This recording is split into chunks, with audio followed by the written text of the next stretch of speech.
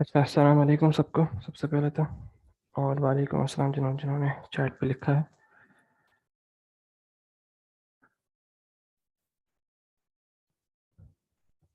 अच्छा, वैसे हम लोग सिर्फ चैट ही इस्तेमाल करेंगे, लेकिन अगर कोई सवाल हो तो मुझे बता देना, मैं फिर माइक के तुम लोग को ऑप्शन दे दूंगा। अच्छा, पेपर टू से हवाले से अब बात स्टार्ट करते हैं कि सबसे पहली चीज़, मेन चीज़ ये है कि पेपर टू में हम लोग को समझना है कि तुम लोगों ने शायद वीडियो देखी भी होगी उसके बारे में, कि जो हम पेपर टू को डिवाइड कैसे करते हैं, मतलब थ्योरी के अलग क्वेश्चंस होते हैं बेसिकली, और उसके बाद सूडो कोड के क्वेश्चन जो होते हैं वो बिल्कुल अलग होते हैं। सही है, वो मैंने तुम लोग को कंपैरिजन सब चीज़ें करके दिखा दी थी उस पर यूट्यूब पे। अगर किसी ने अभी तक वीडियो नहीं देखी है तो वो एक दफ़ा जाके देख लो उसको, जिसमें हम लोगों ने से वो देख लिया था कि भाई सूडो कोड के क्वेश्चंस कौन कौन से हैं, और आपका थियोरेटिकल क्वेश्चंस मैं किन को कहता हूँ और सूडो कोड बेस्ड क्वेश्चंस किन को कहता हूँ। अच्छा, इस पूरे 10 डेज सेशन का जो मेन फोकस और मेन गोल जो है होगा हम लोग का इंशाल्लाह, वो सिर्फ ये है कि देखो तुम लोग को क्वेश्चंस और उनकी मार्क स्कीम दोनों इजीली अवेलेबल होती हैं। सही है, मतलब तुम लोग के पास आंसर्स भी मौजूद हैं, मार्क्स भी मौजूद हैं। क्या फ़ायदा होगा, मतलब इस सेशन में आने का क्या फ़ायदा है, मेन चीज़ वो है कि सबसे पहली चीज़, मार्क्स स्कीम तुम लोगों के पास सब अवेलेबल होती है।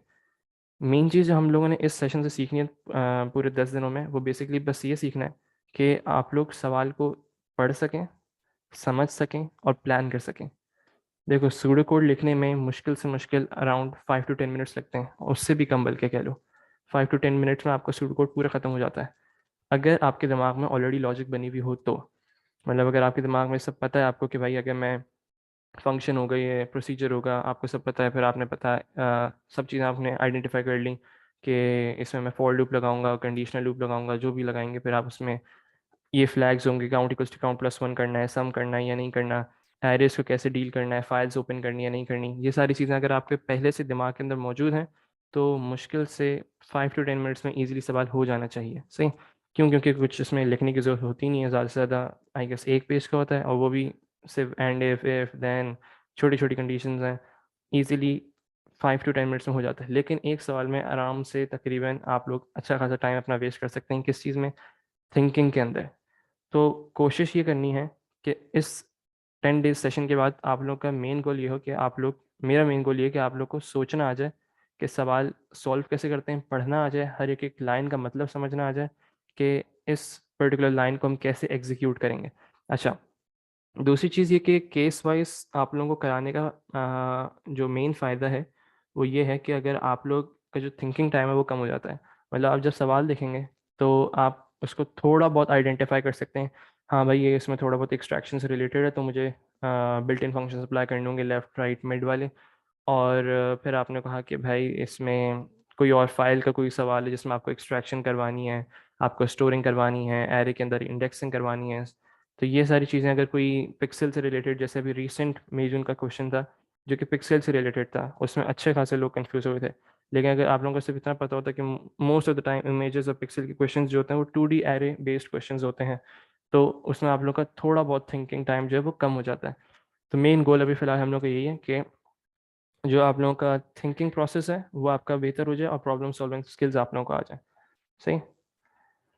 अच्छा, अभी फ़िलहाल हम लोग पेपर टू पे ही गुफ्तगू करते रहेंगे। बाकी किसी को पेपर वन और पेपर थ्री से पूछना है तो मुझे डायरेक्ट मैसेज कर दे, मैं उसको प्रॉपर डिटेल में मैसेज कर दूंगा। देखो अभी फ़िलहाल एक तो सब कॉम्पोजिट वाले अच्छे खासे हैं यहाँ पे, तो तुम लोग जो हैं मुझसे डायरेक्ट मैसेज करके मुझसे बात कर लो, मैं तुम लोग को डिटेल में गाइड कर दूंगा कि तैयारी करनी कैसे बेस्ट है। उसको मुझसे डिस्कस कर लेना व्हाट्सएप पे। सही। बाकी मेन गोल अभी हम लोग का सिर्फ ये है कि जो क्वेश्चन नंबर 6 और क्वेश्चन नंबर 5 जो सूडो कोड रिलेटेड क्वेश्चंस हैं वो बेसिकली हम लोग कवर कर लें।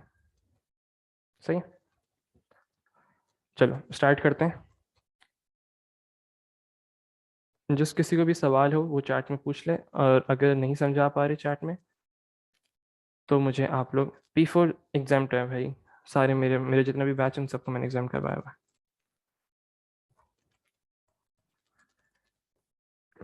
चलो,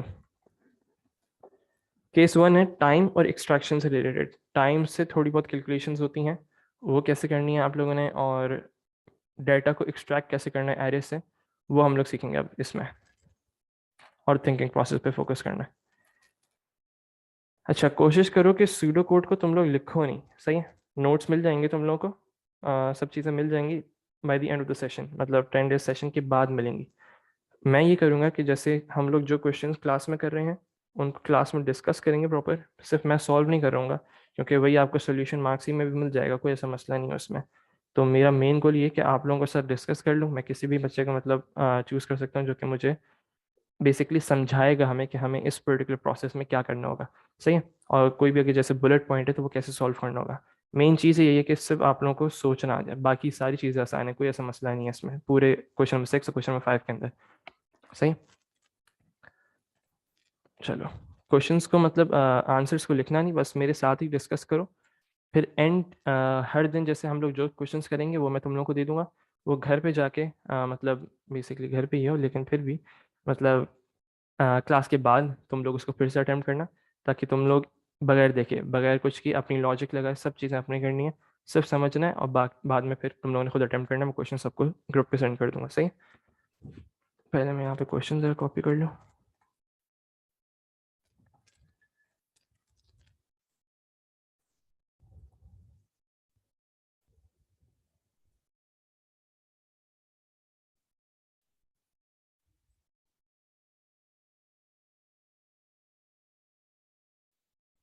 जी, थ्योरेटिकल स्टफ जो है पेपर 2 का वो मैं इंशाल्लाह कोशिश करके ना यूट्यूब पे ही अपलोड कर दूंगा, उनकी एक दो क्लासेस लेके, तो आप लोग वो वहाँ से कवर कर लेगा। मेन गोल जो है वो हम लोग का सूडो कोड बेस्ड क्वेश्चंस हैं, जो कि हम लोगों ने यहाँ पे उनकी लॉजिक्स को सीखना है।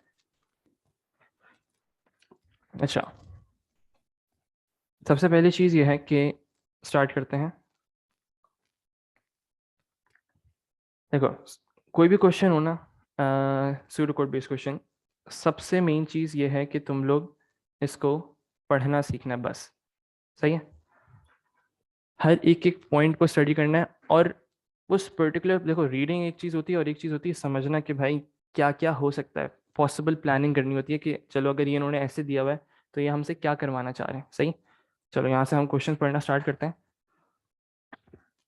अच्छा जी, तो ये कह रहे हैं, पहले मैं इसका ईयर भी लिख दूँ तुम लोग ताकि रेफरेंस के लिए तुम लोग के पास हो। ये है हमारा 9608 मई जून 2020, पेपर 21 का क्वेश्चन नंबर 6। सही। अब इसको समझते हैं।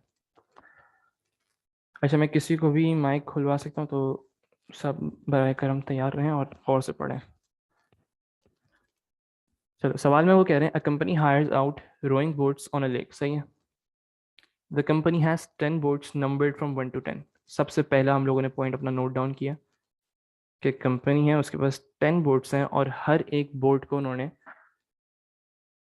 हम लोग बेसिकली टॉपिकल कर रहे हैं केस वाइज, जितने भी कोड रिलेटेड क्वेश्चन है। अच्छा, उन्होंने कहा है हमसे, the company has 10 boats numbered from 1 to 10। अच्छा, सब अब इस सवाल पे फोकस कर लें आप, चैट को छोड़ दो, मतलब इस सवाल से रिलेटेड सवाल हो तो फिर कुछ पूछ लेना चैट पे। The company has 10 boats numbered from 1 to 10, मतलब सबसे पहले हम लोगों ने आइडेंटिफाई किया भाई बेसिकली 10 बोट्स होंगी जिनके ऊपर नंबर्स लिखे हुए हैं 1 2 3 4, ऐसे करके उन्होंने नंबरिंग की हुई है। सही। इसके बाद देखते हैं, the company is developing a program to help manage and record the hiring out process. ठीक है, सिर्फ फोकस ये करो कि सवाल में सॉल्व कैसे करूँ और रीडिंग कैसे करनी है।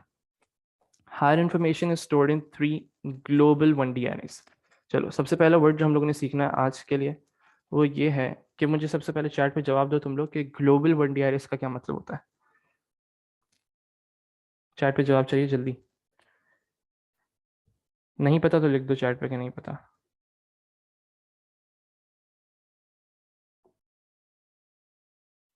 बेहतरीन, बेहतरीन। चलो बेहतरीन, सही है, मैं समझ गया। बेसिकली देखो, ग्लोबल, जहाँ पे भी वर्ड आ जाए ग्लोबल, ग्लोबल 1D एरेज को बेसिकली आप लोगों ने डिक्लेयर नहीं करना होता, ऑलरेडी मेड एरेज होते हैं और उनके अंदर वैल्यूज भी स्टोर हुई हुई होती हैं। सही है, डिक्लेयर्ड होते हैं ऑलरेडी, मतलब इनको अब आप लोगों को बनाने की जरूरत नहीं है, बस आप लोगों ने इनको इस्तेमाल करना है। सही है। ऐसे ही ग्लोबल वेरिएबल्स भी होते हैं जिसके अंदर बेसिकली आप लोग के ऑलरेडी वेरिएबल्स बने हुए होते हैं, उनको आप लोगों को डिस्क्राइब डिक्लेयर करने की जरूरत नहीं होती। सबसे पहला वर्ड जो है वो आपको पता होना चाहिए कि ग्लोबल 1D एरे में वो मतलब क्या है कि वो ऑलरेडी डिक्लेयर्ड है। मतलब ये 3 बेसिकली एरेज हैं। हम आगे बढ़ते हैं इसको पहले। हायर इन्फॉर्मेशन जो है वो 3 ग्लोबल एरोज में स्टोर हुई हुई when a board is hired out. Each array contains 10 elements representing each of 10 boards. इस पर्टिकुलर लाइन को समझना है। वो कहना चाह रहे हैं बेसिकली एक एरे है जिसके अंदर 10 आपके बेसिकली एलिमेंट्स हैं और हर एक एलिमेंट जो है उसके अंदर इंडेक्सिंग हुई हुई है 1 2 3 4 5 6 7 8 1 till 10। और क्या कह रहे हैं, हर एक इंडेक्स पोजीशन जो है वो बेसिकली नहीं, ग्लोबल वेरिएबल को भी हम लोग डिक्लेयर नहीं करते, इनिशियलाइज करते हैं। सही है। ग्लोबल का जो मेन रिलेशन है ना वो बेसिकली सब डिक्लेरेशन है। अच्छा, 10 एलिमेंट है representing each of 10 boards. Representing each of 10 boards इसका मतलब क्या है कि हर एक नंबर और उसका इंडेक्स, जैसे अगर इंडेक्स 1 है तो वो बेसिकली बोर्ड नंबर 1 की बात हो रही है। अगर इंडेक्स 2 है तो बोर्ड नंबर 2 की बात हो रही है। उसमें सारी इंफॉर्मेशन स्टोर हुई हुई है। सही। हर एक एरे का 3 एरेज हैं। उन्होंने कहा the 3 1D arrays are summarized as follows. हर एक डिस्क्रिप्शन पढ़ना ज़रूरी है, हर एक डेटा टाइप पढ़ना ज़रूरी है, सब चीज़ें तुम लोगों को पढ़ना ज़रूरी है और ख़ास तौर पे एग्जाम्पल्स को नहीं छोड़ना है। अपना मेन टाइम जो है 20 मिनट लगाने लगाओ, कोई मसला नहीं, लेकिन हर एक पॉइंट को रीड करो ताकि तुम लोगों के दिमाग में समझ आ सके, लॉजिक बना सको। मेन चीज़ बस ये है कि लॉजिक बन सके तुम लोगों की। अच्छा, hire time duration cost. 3 arrays है मेरे पास, हायर टाइम को स्टडी करते हैं। हर एक एरे को स्टडी करना है ताकि हम लोग को पता चल सके जब हम मॉड्यूल्स को पढ़ें तो हमें क्या चीज़ कहाँ से इस्तेमाल करनी है। Hire time, data type string. सही है। मतलब हायर टाइम के अंदर अगर मैं इंडेक्सिंग करके कोई भी इंडिविजुअल एलिमेंट को एक्सेस करूंगा तो उसकी डेटा टाइप स्ट्रिंग होगी। ठीक है। The time the boat was hired out, उन्होंने हमें टाइम बता दिया और किस फॉर्म में बताया, स्ट्रिंग। अगर ये यहाँ पे नहीं लिखा हुआ होता तो बेसिकली कैसे आइडेंटिफाई करते तुम लोग, ये इन्वर्टेड कॉमास के थ्रू। जब भी इन्वर्टेड कॉमास लगेंगे मतलब स्ट्रिंग वैल्यू है। The time the boat was hired out, 10:15 वो टाइम है जिसमें आपकी बोट हायर हुई थी। सही। ड्यूरेशन को स्टडी करते हैं अब। ड्यूरेशन बेसिकली क्या है, इंटीजर उसके अंदर सारा डाटा टाइप, जो भी डाटा उसके अंदर स्टोर हुआ है उसकी डाटा टाइप इंटीजर है। The number of minutes of the hire, कि मतलब कितने मिनट्स के लिए पर्टिकुलर बोर्ड जो है वो हायर की है। यहाँ पे उन्होंने बता दिया कि जैसे 30 है, वो 30 रिप्रेजेंट कर रहा है 30 मिनट्स को। कॉस्ट उन्होंने रियल के अंदर रखी हुई है। The cost of the hire, मतलब कितनी कॉस्ट आ रही है उस पर्टिकुलर हायर के अंदर। जब भी आप हायर कर रहे हैं बोर्ड को तो अराउंड 5.75 उन्होंने एग्जाम्पल में बता दिया आप लोगों को। सही। मतलब हमें सब समझ आ गया कि भाई एक बोर्ड इंफॉर्मेशन सिस्टम है हायरिंग की, जिसमें सारा डाटा स्टोर हुआ है 3 पर्टिकुलर एरियाज के अंदर, हायर टाइम ड्यूरेशन और कॉस्ट के अंदर। और अब आगे बढ़ते हैं थोड़ा सा। अब वो कह रहे हैं इफ़ सर हायर टाइम में डेट स्लैश टाइम जैसा डेटा टाइम डिक्लेयर हो सकता है या सिर्फ स्ट्रिंग ही देखो ये सब एग्जामिनर के ऊपर डिपेंड कर रहा है। वैसे स्ट्रिंग ही होती है। सही। मोस्टली तुम्हें स्ट्रिंग इंटीजर रियल मिलेगा और बूलियन मिलेगा मोस्ट ऑफ द टाइम। और ये एग्जामिनर डिसाइड करते हैं, ये हम लोग डिसाइड नहीं कर रहे। सही।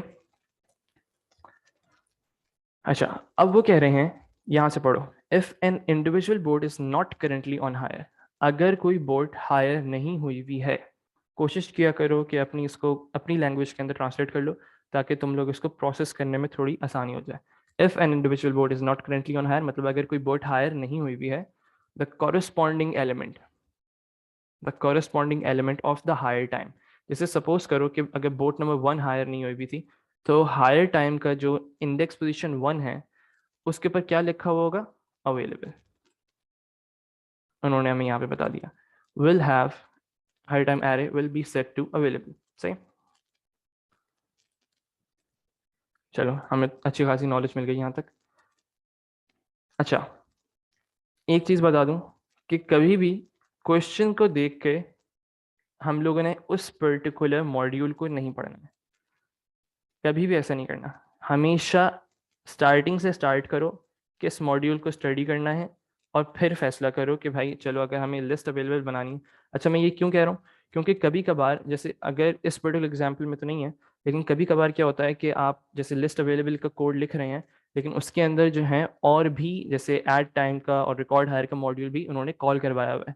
मतलब इस पर्टिकुलर एरे के अंदर भी उन्होंने ऊपर वाले मॉड्यूल्स को इस्तेमाल करवाया। तो इस चीज़ का हम लोगों ने बहुत देख के इस्तेमाल करना होता है। जैसे अभी मैं तुम लोगों को यहाँ पे शायद रिकॉर्ड हायर के अंदर हम लोग ऊपर वाले मॉड्यूल को इस्तेमाल करें, तो हर एक चीज़ को स्टडी करना ज़रूरी है। स्टार्टिंग से ही पढ़ा करो एट टाइम।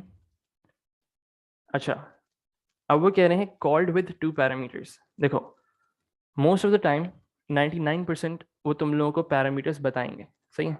कभी कभार ऐसा हो जाता है कि वो आपको पैरामीटर्स बताते नहीं और आपको आइडेंटिफाई करने पड़ते हैं, लेकिन ज़्यादातर 99% आपको वो बताएंगे कि भाई पैरामीटर्स कौन कौन से हम लोग पास करेंगे, उनकी क्या डेटा टाइप होगी और वो क्या रिप्रेजेंट कर रहे होंगे। अब उन्होंने कहा है एट टाइम एक मॉड्यूल है। मॉड्यूल बेसिकली हम लोग किसी भी बड़ी प्रॉब्लम को डिवाइड करते हैं सब डिविजन में, वो आप लोगों ने थ्योरी के अंदर कवर कर लिया होगा।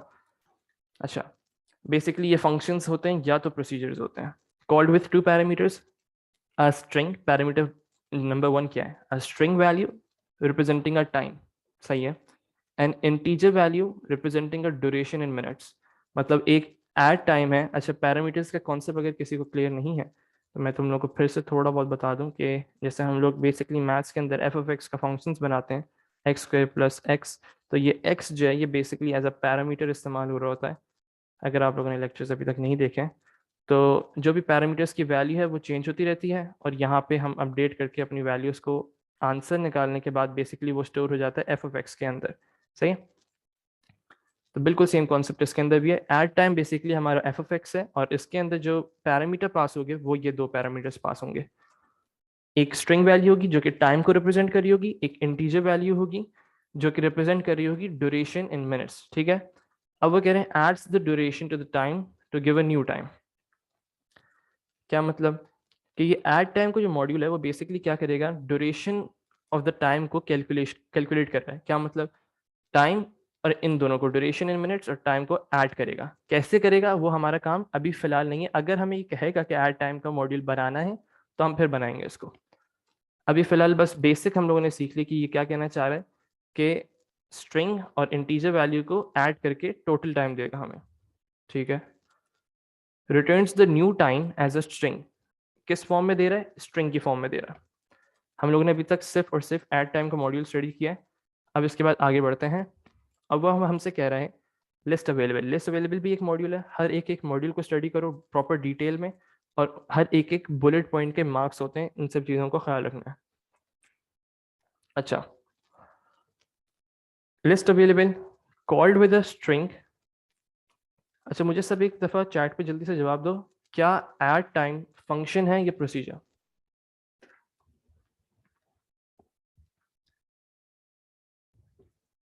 सही, सही, सही, सही। 8 मार्क्स में से, जैसे 8 मार्क का क्वेश्चन है ना, उसमें से इजीली 1 या 2 मार्क्स स्कोर करना कोई मुश्किल चीज़ नहीं है। सही क्यों नहीं है? क्योंकि आप लोगों का 1 मार्क आपका मोस्ट ऑफ द टाइम, बल्कि 100 ऑफ टाइम्स, मतलब आपको हमेशा फंक्शन ये प्रोसीजर आइडेंटिफिकेशन का मिलता है कि आप फंक्शन ये प्रोसीजर को आइडेंटिफाई कर पाओ, सही है। अब वो बेसिकली क्या कहना चाह रहे हैं, हम आइडेंटिफाई कैसे करते हैं, सबने सही जवाब दिया तकरीबन। तो हम पहली चीज़ देखते हैं फंक्शन के लिए, वो है रिटर्न। अगर रिटर्न का वर्ड आप लोगों को मिलता है तो वो फंक्शन कहलाता है। अच्छा, या तो कोई वैल्यू रिटर्न हो रही हो या तो लिखा हुआ हो कि हाँ रिटर्न। अच्छा, इसको आउटपुट से कंफ्यूज मत करना। ज़्यादातर बच्चे ये करते हैं कि इसको आउटपुट से कंफ्यूज करके, वैल्यू तो आउटपुट हो रही है ना, तो वो बेसिकली उससे कंफ्यूज हो जाते हैं। जब भी रिटर्न लिखा हुआ हो उसी वक्त हम लोग उसको उस पर्टिकुलर सिनेरियो में हम लोग उसको एज अ फंक्शन कंसिडर करेंगे। लेकिन अगर आउटपुट लिखा हुआ हो या कुछ भी लिखा हुआ हो तो हम उसको कंसिडर एज अ प्रोसीजर करेंगे। चलो आगे पढ़ते हैं। List available. लिस्ट अवेलेबल में बेसिकली वो क्या करना चाह रहे हैं कि उन्होंने हमें पैरामीटर बता दिया called with a string. A string मतलब एक ही मेरे ख्याल से पैरामीटर होना चाहिए। पढ़ते हैं आगे। String value representing the time the hire will start, सही है। जब हायरिंग स्टार्ट हो जाएगी बेसिकली उसका वो यूजर टाइम देगा, सही है। Outputs the boat number that will be available for hire at the given start time. वो कहना चाह रहे हैं हम लोगों ने बेसिकली बोट नंबर को प्रिंट करवाना है, बोट नंबर्स को प्रिंट करवाना है जो कि अवेलेबल होंगे उस पर्टिकुलर स्टार्ट टाइम पे जो कि यूज़र बताएगा। जैसे यूज़र बोलता है कि भाई मुझे बोट हायर करनी है 10:30 पे, सही है। अब लिस्ट अवेलेबल में मैं पैरामीटर पास करूंगा 10:30, और इसके बाद ये सारी वर्किंग करने के बाद क्या वर्किंग करेगा वो अभी हम पढ़ते हैं आगे। सारी वर्किंग करने के बाद, सब चीज़ें अप्लाई करने के बाद वो हमें आउटपुट करके देगा वो पर्टिकुलर बोट नंबर जो कि अवेलेबल हैं उस वक्त, सही है। आगे बढ़ते हैं। Outputs the boat numbers that will be available for hire at the given start time. ठीक है, बोट नंबर को हम लोगों ने मतलब आउटपुट करवाना है।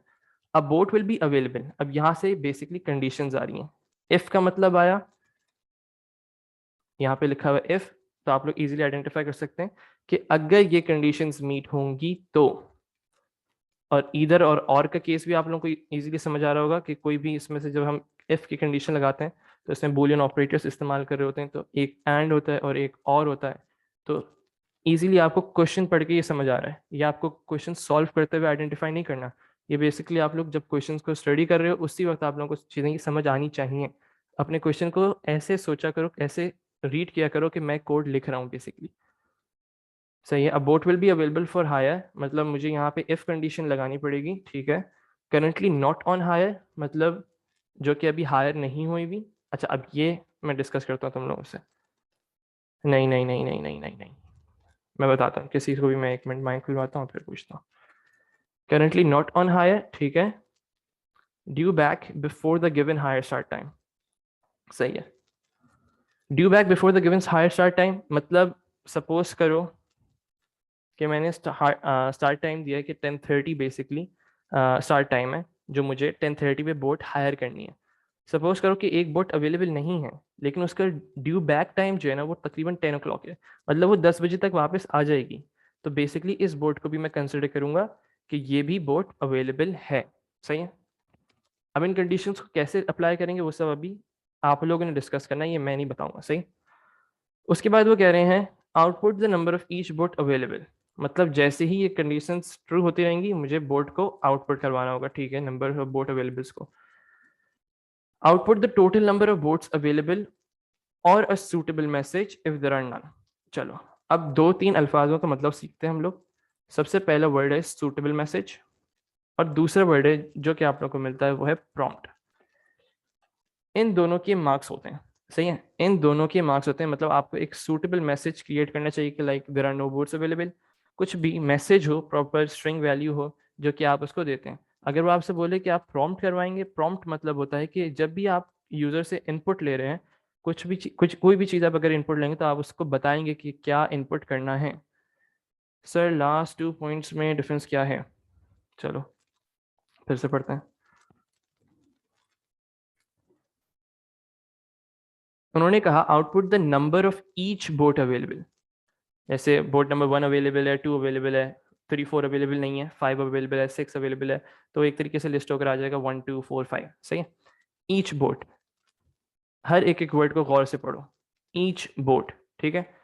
और दूसरे पॉइंट में वो कह रहे हैं हमसे output the total number of boats. चलो, ये चीज़ पढ़ने के बाद मुझे एक चीज़ दिमाग में आ गई फॉरन कि टोटलिंग हो रही है, तो बस मुझे क्या करना पड़ेगा, कहीं ना कहीं काउंट इक्वल्स टू 0 काउंटिंग करनी पड़ेगी, ताकि मैं हर एक एक जब भी मेरी ये वाली कंडीशन ट्रू होती रहेंगी तो मैं count equals to count plus 1 करता रहूँगा। Sum equals to sum plus 1 नहीं है, एडिशन नहीं हो रही। वैसे काम करेगा लेकिन लॉजिकली सोचे तो बेसिकली काउंट होना चाहिए। ऑल्दो ये सही है, sum equals to sum plus 1 सही है, लेकिन वर्डिंग के मुताबिक सही नहीं है। So what if the value is returned and updated, then what will it be? Function or procedure. अगर value return हो रही है then it will be function. अगर value return हो रही है then it will be a function. Update हो रही है then it will be procedure.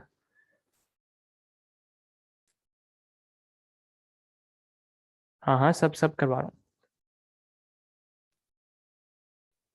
तो वो होगा फंक्शन कहलाएगा। बस जहाँ पे भी रिटर्न का वर्ड आ जाए ना तो मतलब आपका फंक्शन है। चलो आगे बढ़ते हैं, सब चीज़ें करेंगे अभी, रुक जाओ रुक जाओ। आज थोड़ी पेस हल्की रहेगी ताकि आप लोग थोड़ा बहुत तरीके से, एक तरीके से आप लोगों को आदत हो जाए, फिर हम लोग स्पीड पकड़ेंगे। चलो, output the total number of boats available. बिल्कुल सही, बिल्कुल सही। Output the total number of boats available और अ सूटेबल मैसेज, और अ सूटेबल मैसेज मतलब फिर यहाँ पे बेसिकली हम लोगों ने कोई कंडीशन अप्लाई करनी पड़ेगी जिससे हम लोग ये चेक कर सकें कि बोट अगर एक भी बोट अवेलेबल नहीं है तो हम लोग क्या करेंगे, आउटपुट कर देंगे देयर आर नन। सही।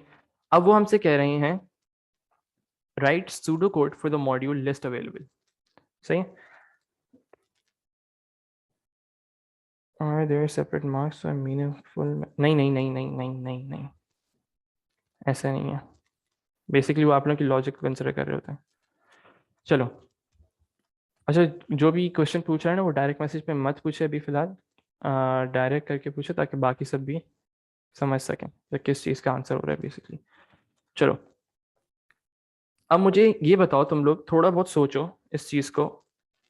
लिस्ट अवेलेबल के लिए मेन चीज़ हम लोग की अभी फिलहाल जो सोचने के लिए है ना, वो ये कंडीशन है कि हम करेंटली नॉट ऑन हायर को कैसे आइडेंटिफाई करेंगे।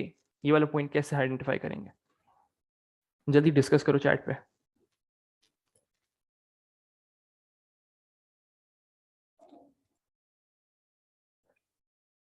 Currently not on hire, due back, ये वाला उसको छोड़ दे भी फिलहाल। बेसिकली हम लोग इसको आसिम सही, सही नहीं, फ्लैग नहीं इस्तेमाल होगा। देखो, इसमें हर एक एक लाइन को जो पढ़ा है ऊपर उसको याद रखना है। बिल्कुल सही। बूलियन क्यों कह रहे हो तुम लोग? नहीं नहीं नहीं नहीं, अब गौर से सुनो, अब गौर से सुनो। अच्छा खासे लोग पहुंच चुके हैं। देखो, करेंटली नॉट ऑन हायर को मुझे कैसे पता चलेगा? उन्होंने हमें यहाँ पे एक लाइन दी थी, इसको जरा गौर से पढ़ो, इस पूरी लाइन को गौर से पढ़ो।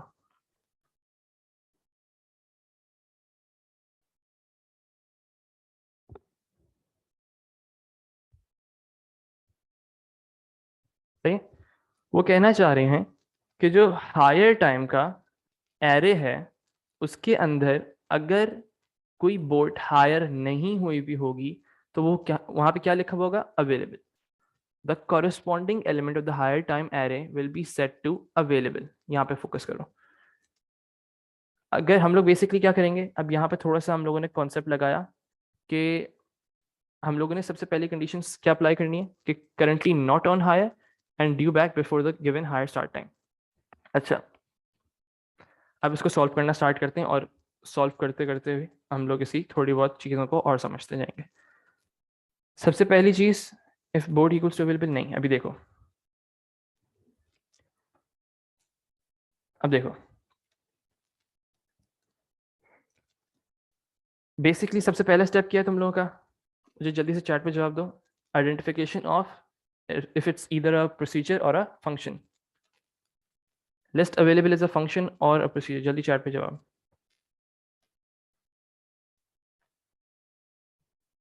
सही है, बेहतरीन। आउटपुट से कंफ्यूज नहीं होना है हम लोगों ने। बेसिकली अगर ये रिटर्न कर रहा है वैल्यू तो इट्स अ फंक्शन, लेकिन यहाँ पे कहीं नहीं लिखा हुआ कि भाई रिटर्न करना है। तो अब हम लोग क्या कंसिडर करेंगे इसको? प्रोसीजर। बिल्कुल सही जवाब। अगर लिखना चाहो इसको कहीं लिख लो तो कि कंफ्यूजन ना हो। सिर्फ आइडेंटिफिकेशन सबसे ज़रूरी है क्योंकि उसका एक मार्क होता है। चलो लिखना स्टार्ट करते हैं। प्रोसीजर की हेडिंग डाली हम लोगों ने।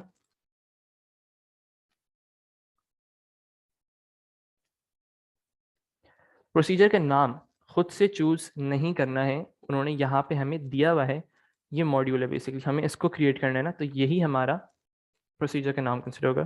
प्रोसीजर लिस्ट अवेलेबल,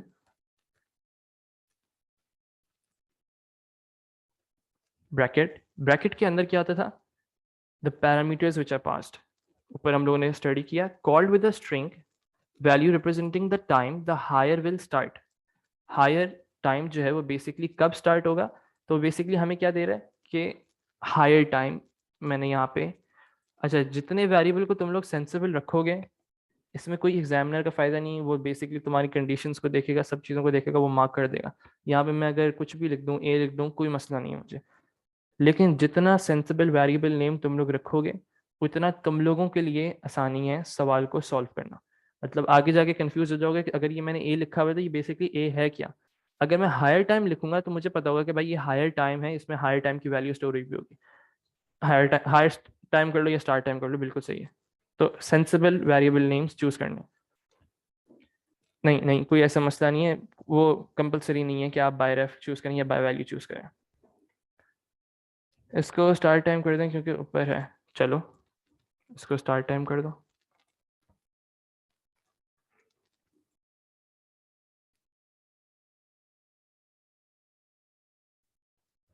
सही सही सही सही। ठीक है, बिल्कुल सही कह रहे हो। स्टार्ट टाइम कर देते हैं इसको। कॉलन, कॉलन लगाने के बाद हम लोग चूज करेंगे इसकी डेटा टाइप, पैरामीटर की डेटा टाइप। उन्होंने हमें दी हुई है ऑलरेडी स्ट्रिंग, यहाँ पे हम लोगों ने लिखा।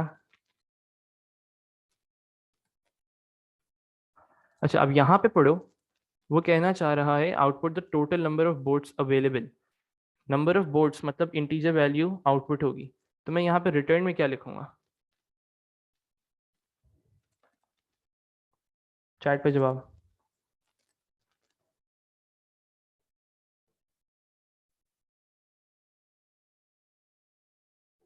सही सही। ये देखो हसनैन साहब, आ गया, बस एक फंस गया, बस सही काफी है। जी सरकार, बस यही यही देखना चाह रहा हूँ। प्रोसीजर है, कोई भी वैल्यू चीज रिटर्न नहीं करता है। सही है, तो उससे कंफ्यूज नहीं होना कि आउटपुट की क्या डेटा टाइप रिटर्न हो रही है। बिल्कुल सही, बिल्कुल सही। सही, तो कुछ भी चीज़ रिटर्न नहीं होगी। इसके बाद तुम लोगों ने क्या करना है, हर सवाल के अंदर अराउंड 4 लाइन्स छोड़ना ज़रूरी है। First 3 lines for the variables, first 3 lines for the declaration, और जो फोर्थ लाइन है ना, ये ज़्यादा लोग बताते नहीं है इसके बारे में। ये बेसिकली होती है इनिशियलाइजेशन के लिए। मतलब अगर तुम्हें बाद में ख्याल आता है कि भाई इसमें तो मुझे बेसिकली फ्लैग लूपिंग करनी थी। फ्लैग लूपिंग क्या होती है कि कोई कंडीशन मीट करवा के फिर लूप करवाना होगा मुझे, जैसे मतलब आपकी लूप जो है, नंबर ऑफ रेपिटेशंस जो होती हैं वो नोन नहीं होती, या अगर जैसे कोई पर्टिकुलर वैल्यू ट्रू हो जाती है तो मुझे लूप से बाहर निकलना है। ये सारी चीज़ें अगर आपको बाद में ख्याल आता है तो आप एक लाइन छोड़ा करो हमेशा, जिसमें आप लोग इनिशियलाइजेशन करवाओगे। सही है, मैंने एक लाइन छोड़ दी, इसके बाद मैंने क्या किया। अच्छा अब यहाँ से पढ़ना स्टार्ट करो। सवाल मैंने बहुत डिटेल में पढ़ा हुआ था। डिक्लेयर हमेशा कभी भी स्टार्टिंग में नहीं करना, क्योंकि हम लोग को कुछ पता नहीं होता कि क्वेश्चन में हम लोग कितने वेरिएबल्स बनाएंगे। और अगर तुम स्टार्टिंग में डिक्लेयर कर दोगे फिर तुम्हें बेसिकली बहुत ज़्यादा जगह चाहिए होगी डिक्लेरेशन के लिए। अच्छी खासी लाइन्स तुम्हें इस्तेमाल करनी पड़ेंगी, और कुछ पता नहीं है कि कितने वेरिएबल्स इस्तेमाल करो, वो जब तुम क्वेश्चन सॉल्व करोगे जब भी पता चल पाएगा। सही है, तो अराउंड 4 लाइन्स, ये 3 लाइन्स मिनिमम छोड़ दिया करो। ये अगर इतने ज़्यादा तुम लोग इसकी प्रैक्टिस कर लो तो तुम लोग इजीली आइडेंटिफाई कर पाओगे कि भाई मुझे ज़्यादातर जो वेरिएबल्स बनाने हैं वो एक स्ट्रिंग का बनाना होगा और एक इंटीजर का बनाना होगा। तो बस सिर्फ 2 लाइनें काफ़ी होंगी जिसमें तुम लोग डिक्लेयर और जितने भी इंटीजर्स हैं उन सबको एक साथ लिस्ट किया और उसके बाद कॉलन और इंटीजर कर दिया। तो एक ही लाइन में सारे इंटीजर वैल्यूज़ को डिक्लेयर कर सकते हो। और वेरिएबल एक ही लाइन में डिक्लेयर, जी बिल्कुल कर सकते हो, बिल्कुल कर सकते हो। यही मैं समझाना चाह रहा हूँ अभी, कि अगर तुम लोग आइडेंटिफाई कर सकते हो तो 2 लाइनों में सारी चीज़ें डिक्लेयर हो सकती हैं, इंटीजर भी और स्ट्रिंग भी। अगर तुम लोग देख रहे हो कि हाँ इसमें कोई बूलियन वैल्यू भी चाहिए होगी तो फिर तीसरी लाइन छोड़नी पड़ेगी। ठीक है, हमने पहले 3 लाइनें छोड़ दी विच इज़ फॉर डिक्लेरेशन, और चौथी लाइन पे हम लोग इनिशियलाइजेशन के लिए छोड़ेंगे। अच्छा सवाल अब मैंने पढ़ा हुआ है कि भाई हमें टोटल नंबर ऑफ बोर्ड्स को भी प्रिंट करवाना है, तो हम लोग को एक चीज़ पता है। नहीं नहीं नहीं, रुको, सब चीज़ों को गौर से पढ़ो। सब एक मिनट रुक जाओ, मैं सबको समझा रहा हूँ। टोटल नंबर ऑफ बोट्स, तो सबसे पहली चीज़ क्या है भाई, हमेशा टोटलिंग के लिए इनिशियलाइजेशन जो है वो आउटसाइड द लूप होगी। टोटल बोट्स सेंसिबल रखना है थोड़ा, इज इक्वल्स टू 0। ठीक है, ये मैंने बाहर की तरफ इनिशियलाइज करवा दिया। अब देखो, अब गौर से देखो, मुझे सवाल को पढ़ा, मुझे इसमें से कुछ चीज़ें कमी महसूस हो रही हैं। क्या क्या चीज़ें कमी महसूस हो रही हैं?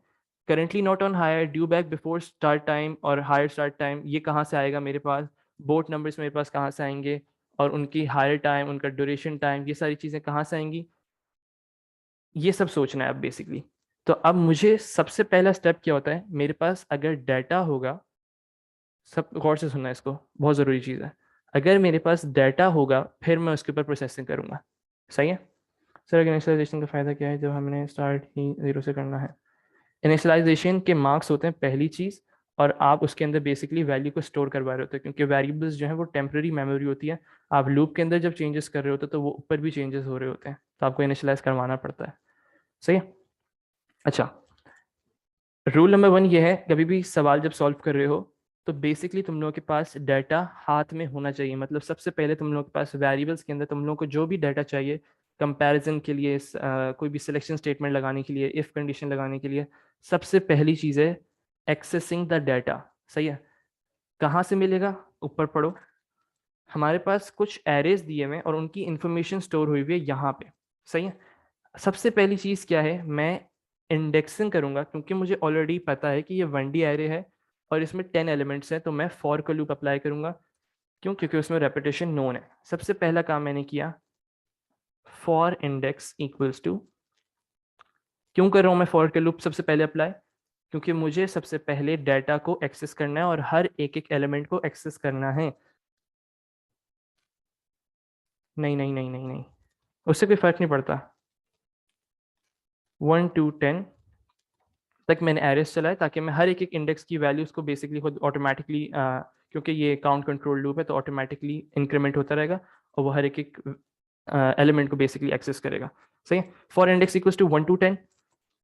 अब हर एक एक चीज को मुझे एक्सेस करना है, और जितना तुम लोग इसको अपने लिए, सर 10 कैसे आया? 1 to 10, देखो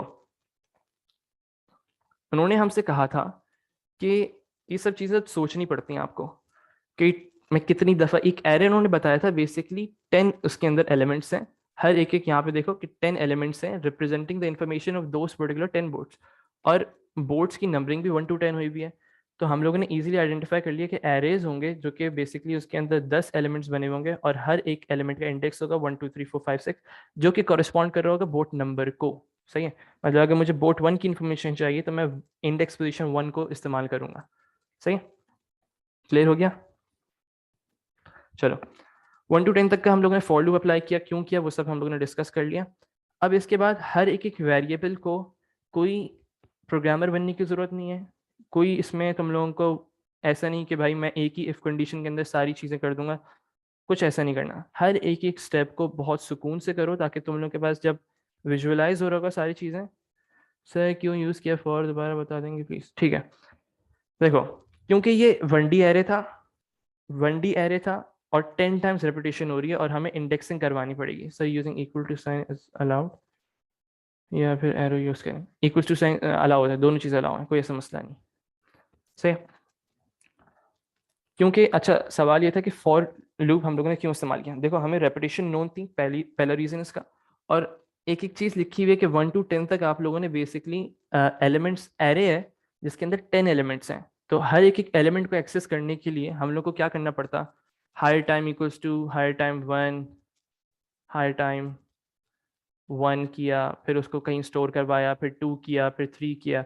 इससे बेहतर ये कि हमने एक लूप चलाया जिसके अंदर हम इंडेक्स की वैल्यू ऑटोमेटिकली इंक्रीमेंट हो रही होगी, और इस इंडेक्स के वेरिएबल को हम लोग इस्तेमाल कर रहे होंगे हर एक इंडिविजुअल एलिमेंट को एक्सेस करने के लिए। सही है। For index equals to 1 to 10।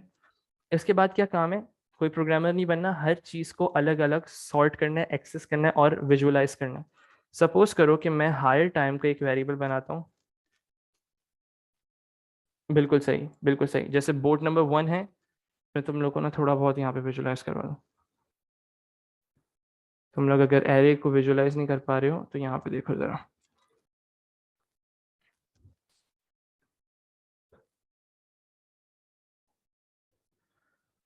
एक ये एरे है, ऐसे ही एरे यहाँ पे भी होगा, ऐसे ही एरे यहाँ पे भी होगा। एक एरे है हमारे पास हायर टाइम का, एक एरे है हमारे पास कॉस्ट का, एक एरे है हमारे पास ड्यूरेशन का। इसके अंदर इंडेक्सिंग हुई भी है 1 2 3 4 5 6 करके टू सो ऑन टिल 10। और जैसे एलिमेंट नंबर 1 है तो ये बोर्ड नंबर 1 की इन्फॉर्मेशन यहाँ स्टोर हुई हुई है, यहाँ पे भी एलिमेंट नंबर 1 है तो उसकी बोर्ड नंबर 1 की इन्फॉर्मेशन यहाँ स्टोर हुई हुई है, और यहाँ पे एलिमेंट नंबर 1 को अगर देखें तो बोर्ड नंबर 1 की इन्फॉर्मेशन यहाँ पे स्टोर हुई हुई है। सही है। तो अब इन एलिमेंट्स को एक्सेस करेंगे हम लोग बेसिकली। मैं इफ कंडीशन लिख रहा हूँ और उस लाइन में स्पेस खत्म हो जाए, अगली लाइन में कंडीशन लिख सकते हो, कोई ऐसा मसला नहीं है। सही है। अब मैंने क्या किया, मैंने यहाँ पे अपने डाटा को एक्सेस किया, हर एक डाटा को स्टोर करवाया मैंने। Hire time is equals to hire time square brackets index square bracket closed, फिर रैंडम वेरिएबल बनाया मैंने ड्यूरेशन टाइम, या इसको कर लो क्योंकि वो उससे कंफ्यूज ना हो, तो ड्यूरेशन मतलब पूरा ही लिख लो, duration time is equals to duration, और उसको इंडेक्स करेंगे ताकि हम ये बेसिकली आप लोगों ने अगर क्लास ली हुई है तो ये इंडिविजुअल एलिमेंट को एक्सेस करो और उनकी इन्फॉर्मेशन हायर टाइम में स्टार्ट करवा। जब लूप पहली दफ़ा चलेगा तो पहली जो बोर्ड नंबर 1 है उसकी ये सारी इन्फॉर्मेशन यहाँ पे स्टोर होती रहेगी, तो जब दूसरी दफ़ा चलेगा तो बोर्ड नंबर 2 की इन्फॉर्मेशन यहाँ पे स्टोर होती रहेगी। अच्छा, अब बेसिकली मुझे मसला क्या रहा है, हायर टाइम और ड्यूरेशन टाइम मैंने एक्सेस कर ली, मुझे कॉस्ट का कोई ताल्लुक नहीं था इस पूरे सवाल में, लिस्ट अवेलेबल के अंदर कोई भी ताल्लुक कॉस्ट से रिलेटेड नहीं था, तो मैंने कॉस्ट को एक्सेस नहीं किया।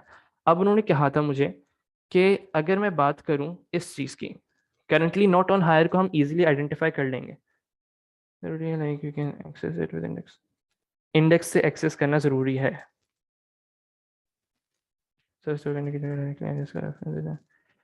दे सकता हूँ, मैंने अभी मना किया कि नहीं देना। क्यों नहीं देना? क्योंकि आप लोग इसको विजुअलाइज कर लो, मतलब आप ये चीज़ से कंपेयर कर सकते हो, कोई ऐसा मसला नहीं, लेकिन अपने आप को उसमें कंफ्यूज मत करो। इसको हायर टाइम कर दो ताकि थोड़ा चेंजेस हो जाए इसके अंदर, सही है? चेंजेस कोशिश करो जितना सिंप्लीफिकेशन की तरफ जा सकते हो उतना तुम लोगों को खुद आसानी होती चली जाएगी। मेन चीज़ ये है, अपनी लॉजिक को क्लियर करो। डिक्लेरेशन को छोड़ दो, डिक्लेरेशन हम लोग एज अ स्ट्रिंग इंटीजर ही ऑफ कोर्स वो डिक्लेयर होगा इंडेक्स, क्योंकि ये 1 to 10 बेसिकली आपके इंटीजर वैल्यूज होते हैं। चलो, अब मसला ये आ रहा है मैं पहली कंडीशन को कैसे चेक करूंगा, करेंटली नॉट ऑन हायर, मैं हायर टाइम का इंडेक्स जो है ये वाला अगर इसके अंदर अवेलेबल लिखा आएगा तो मैं समझूंगा कि वो पर्टिकुलर बोर्ड जो थी वो अवेलेबल थी, सही है। अब जो दूसरी कंडीशन थी यहाँ पे, दूसरी कंडीशन क्या थी, due back before the given hire start time, तो मुझे बेसिकली क्या करना पड़ेगा, मुझे हायर टाइम और ड्यूरेशन टाइम इन दोनों को बेसिकली ऐड करना पड़ेगा। जब मैं इनको ऐड करूंगा तो मेरा ड्यू बैक टाइम आ जाएगा। Due back time, due back time कैसे आएगा, हायर टाइम और ड्यूरेशन टाइम को ऐड करने के बाद, मतलब 10 o'clock पे सपोज करो हायर टाइम था, मतलब 10 o'clock पर हायर हुई थी और उसमें बेसिकली 30 minutes ड्यूरेशन टाइम था, तो इनको ऐड करके 10:30 ये मुझे बेसिकली वापस चाहिए, ताकि मैं इससे किस पर्टिकुलर लाइन में मसला आ रहा है अब्दुल मतीन, फॉर के लूप्स के बाद से अब्दुल हादी बिल्कुल सही, ऐड क्यों किया, चलो ठीक है, ठीक है ठीक है, ऐड क्यों किया। अब उन्होंने कहा था हमें करेंटली नॉट ऑन हायर को मैं इजीली कंपेयर कर सकता हूँ अगर मेरे पास जो मैंने ये वाला एक्सेस किया है एलिमेंट हायर टाइम, अगर इसके अंदर अवेलेबल लिखा आ जाता है तो फिर मैं क्या समझूंगा कि बोट मेरे पास अवेलेबल है। ये मुझे कहाँ से पता चला, मैंने यहाँ से देखा था, ठीक है। अगर हायर टाइम के एरे में अवेलेबल लिखा हो तो वो अवेलेबल होती है बोट, इस्तेमाल अभी आप उसको हायर कर सकते हैं, सही है। अब दूसरी कंडीशन भी उन्होंने दी थी, currently due back before the given hire start time. अच्छा, मैंने इसको समझाया था तुम लोग को यहाँ पे कि सपोज करो मुझे 10:30 पे बोट को हायर करना है, सही है, और एक बोट थी जो कि उन्होंने हायर की थी 10 o'clock पे, और उसमें उन्होंने ड्यूरेशन टाइम बताया था कि भाई हम 15 minutes के लिए लेके जा रहे हैं, तो ये 10:15 पे वापस आ जाएंगे बेसिकली, तो ये बोर्ड भी मेरे लिए अवेलेबल कंसिडर होगी। तो फिर मैं बेसिकली क्या करूंगा, इस वाली वैल्यू को इससे कंपेयर करूंगा, अगर वैल्यू ये छोटी होगी तो फिर मैं समझूंगा कि हाँ भाई अवेलेबल है, सही है। इसको अब करके देखते हैं, थोड़ा बहुत अप्लाई करके देखते हैं। Hire time is equals to hire time index, duration time is equals to duration time index. अब मुझे बेसिकली टोटल टाइम चाहिए यहाँ पे कि उन्होंने टोटल टाइम उनको बोर्ड को वापस आने में कितना लगेगा। अब मुझे बेसिकली इनको ऐड करना है, अब मुझे नहीं पता कि ऐड कैसे कर सकते हैं टाइम को, तब मैं वापस ऊपर जाऊंगा, मॉड्यूल्स को स्टडी करूंगा। उन्होंने यहाँ पे बताया हुआ ऐड टाइम एक ऐसा मॉड्यूल है जो कि बेसिकली क्या है, दो पैरामीटर्स उसके अंदर हैं, एक आप उसके अंदर स्ट्रिंग वैल्यू देंगे रिप्रेजेंटिंग टाइम, और उसको आप एक इंटीजर वैल्यू देंगे जो कि मिनट्स को रिप्रेजेंट कर रही होगी, सही है। इस चीज़ को हम लोग यहाँ पे फ़ायदा उठाएंगे इसका, और as a built in function जैसे आप लोग इस्तेमाल कर रहे होते हैं वैसे ही इसको इस्तेमाल करोगे। At time, hired time, comma duration time. इससे क्या होगा, ये दोनों वैल्यूज को ऑटोमेटिकली वो ऐड करेगा, जैसे मैंने ऊपर एग्जांपल में बेसिकली किया था। 10 और 10 और 15 मिनट्स था, तो ये टोटल उन्होंने करके दे दिया था 10-15। सही है, कोई ऐसा मसला नहीं अब्दुल्ला अहमद, तुम ड्यू बैग इस्तेमाल करना चाहिए, ड्यू बैग इस्तेमाल कर लो, कोई ऐसा मसला नहीं, वेरिएबल नेम्स पे पाबंदी नहीं होती। हायर टाइम और हायर टाइम में क्या फ़र्क है? हायर्ड टाइम वो वाली वैल्यू है जो कि मुझे हायर टाइम के इंडेक्स से मिलेगी।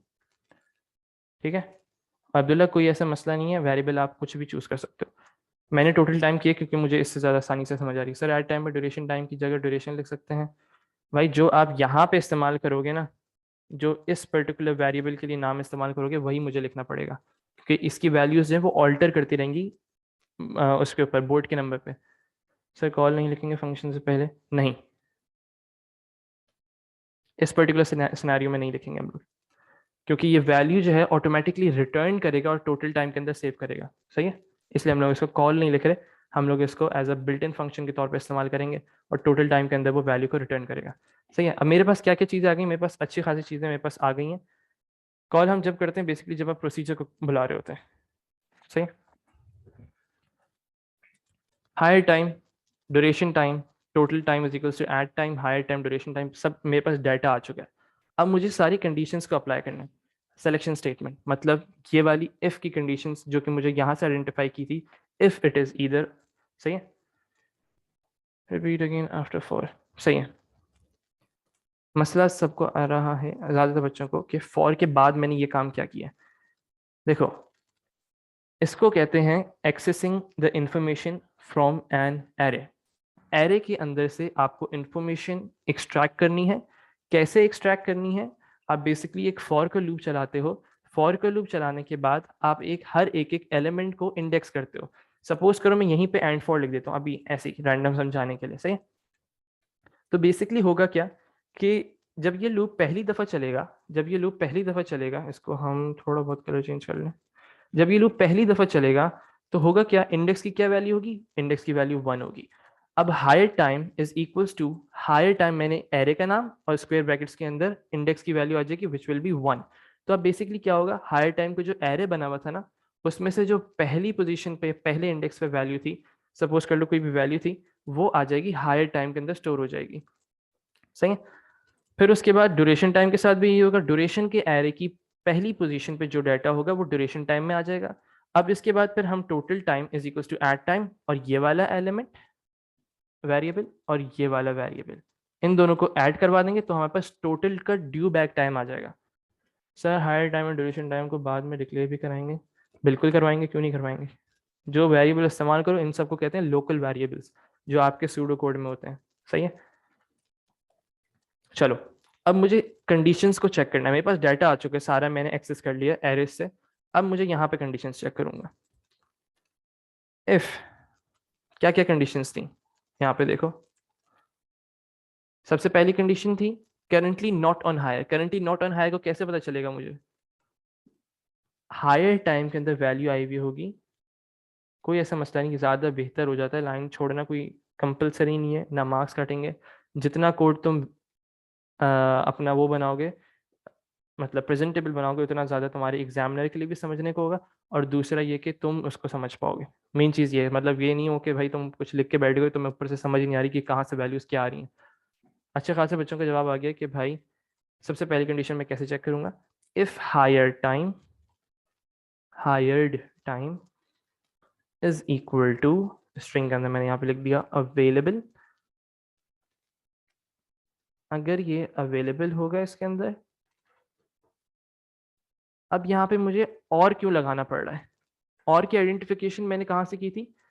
ईदर के वर्ड से, ईदर और के वर्ड से, मतलब कोई भी एक इसमें से कंडीशन ट्रू हो जाएगी तो हम इफ के अंदर चले जाएंगे। सही है, if hire time is equal to available.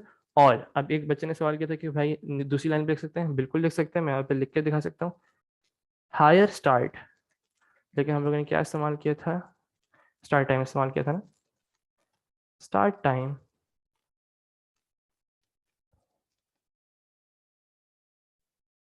बिल्कुल सही, हर टाइम अवेलेबल स्ट्रिंग है, बिल्कुल सही।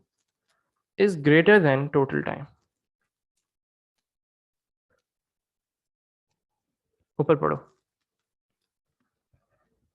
अच्छा, यहाँ पे हमें आइडेंटिफिकेशन, एक और इफ स्टेटमेंट यूज कर सकते हैं। नहीं नहीं नहीं, और ही इस्तेमाल कर लिया करो, वरना उसमें ये होगा कि तुम एक इफ की कंडीशन लगाओगे और फिर दूसरी इफ की कंडीशन नीचे लगाओगे, वो बेसिकली तुम्हारा सूडो कोड खराब करने वाली बात है। हमेशा बूलियन ऑपरेटर्स को इस्तेमाल किया करो। अब सुनो, अब मैं जो समझाना चाह रहा था ना वो बेहतरीन मुझे समझ आ गया, जो वही सवाल पूछ लिया तुम लोगों ने कि ग्रेटर देन इक्वल टू को हम लोगों ने क्यों यूज नहीं किया, start time greater than equal to क्यों यूज नहीं किया। हर एक ही चीज़ तुम्हारी, जो तुम्हें सवाल तुम्हारा बेसिकली आता है सूडो कोड से रिलेटेड, वो हमेशा तुम्हें ऊपर दिया हुआ होगा, ऐसा कभी भी नहीं होगा।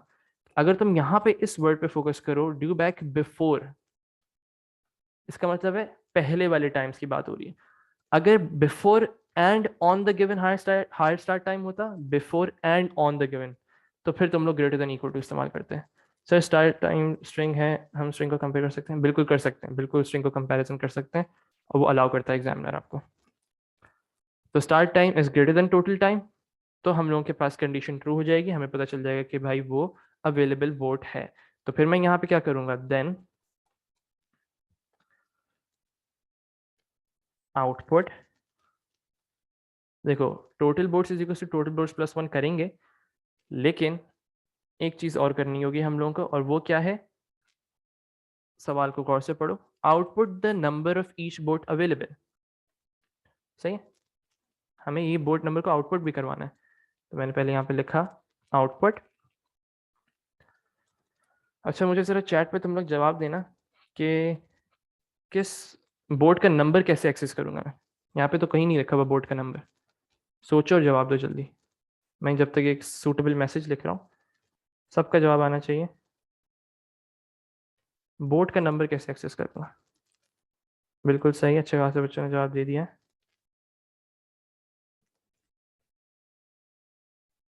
बोर्ड नंबर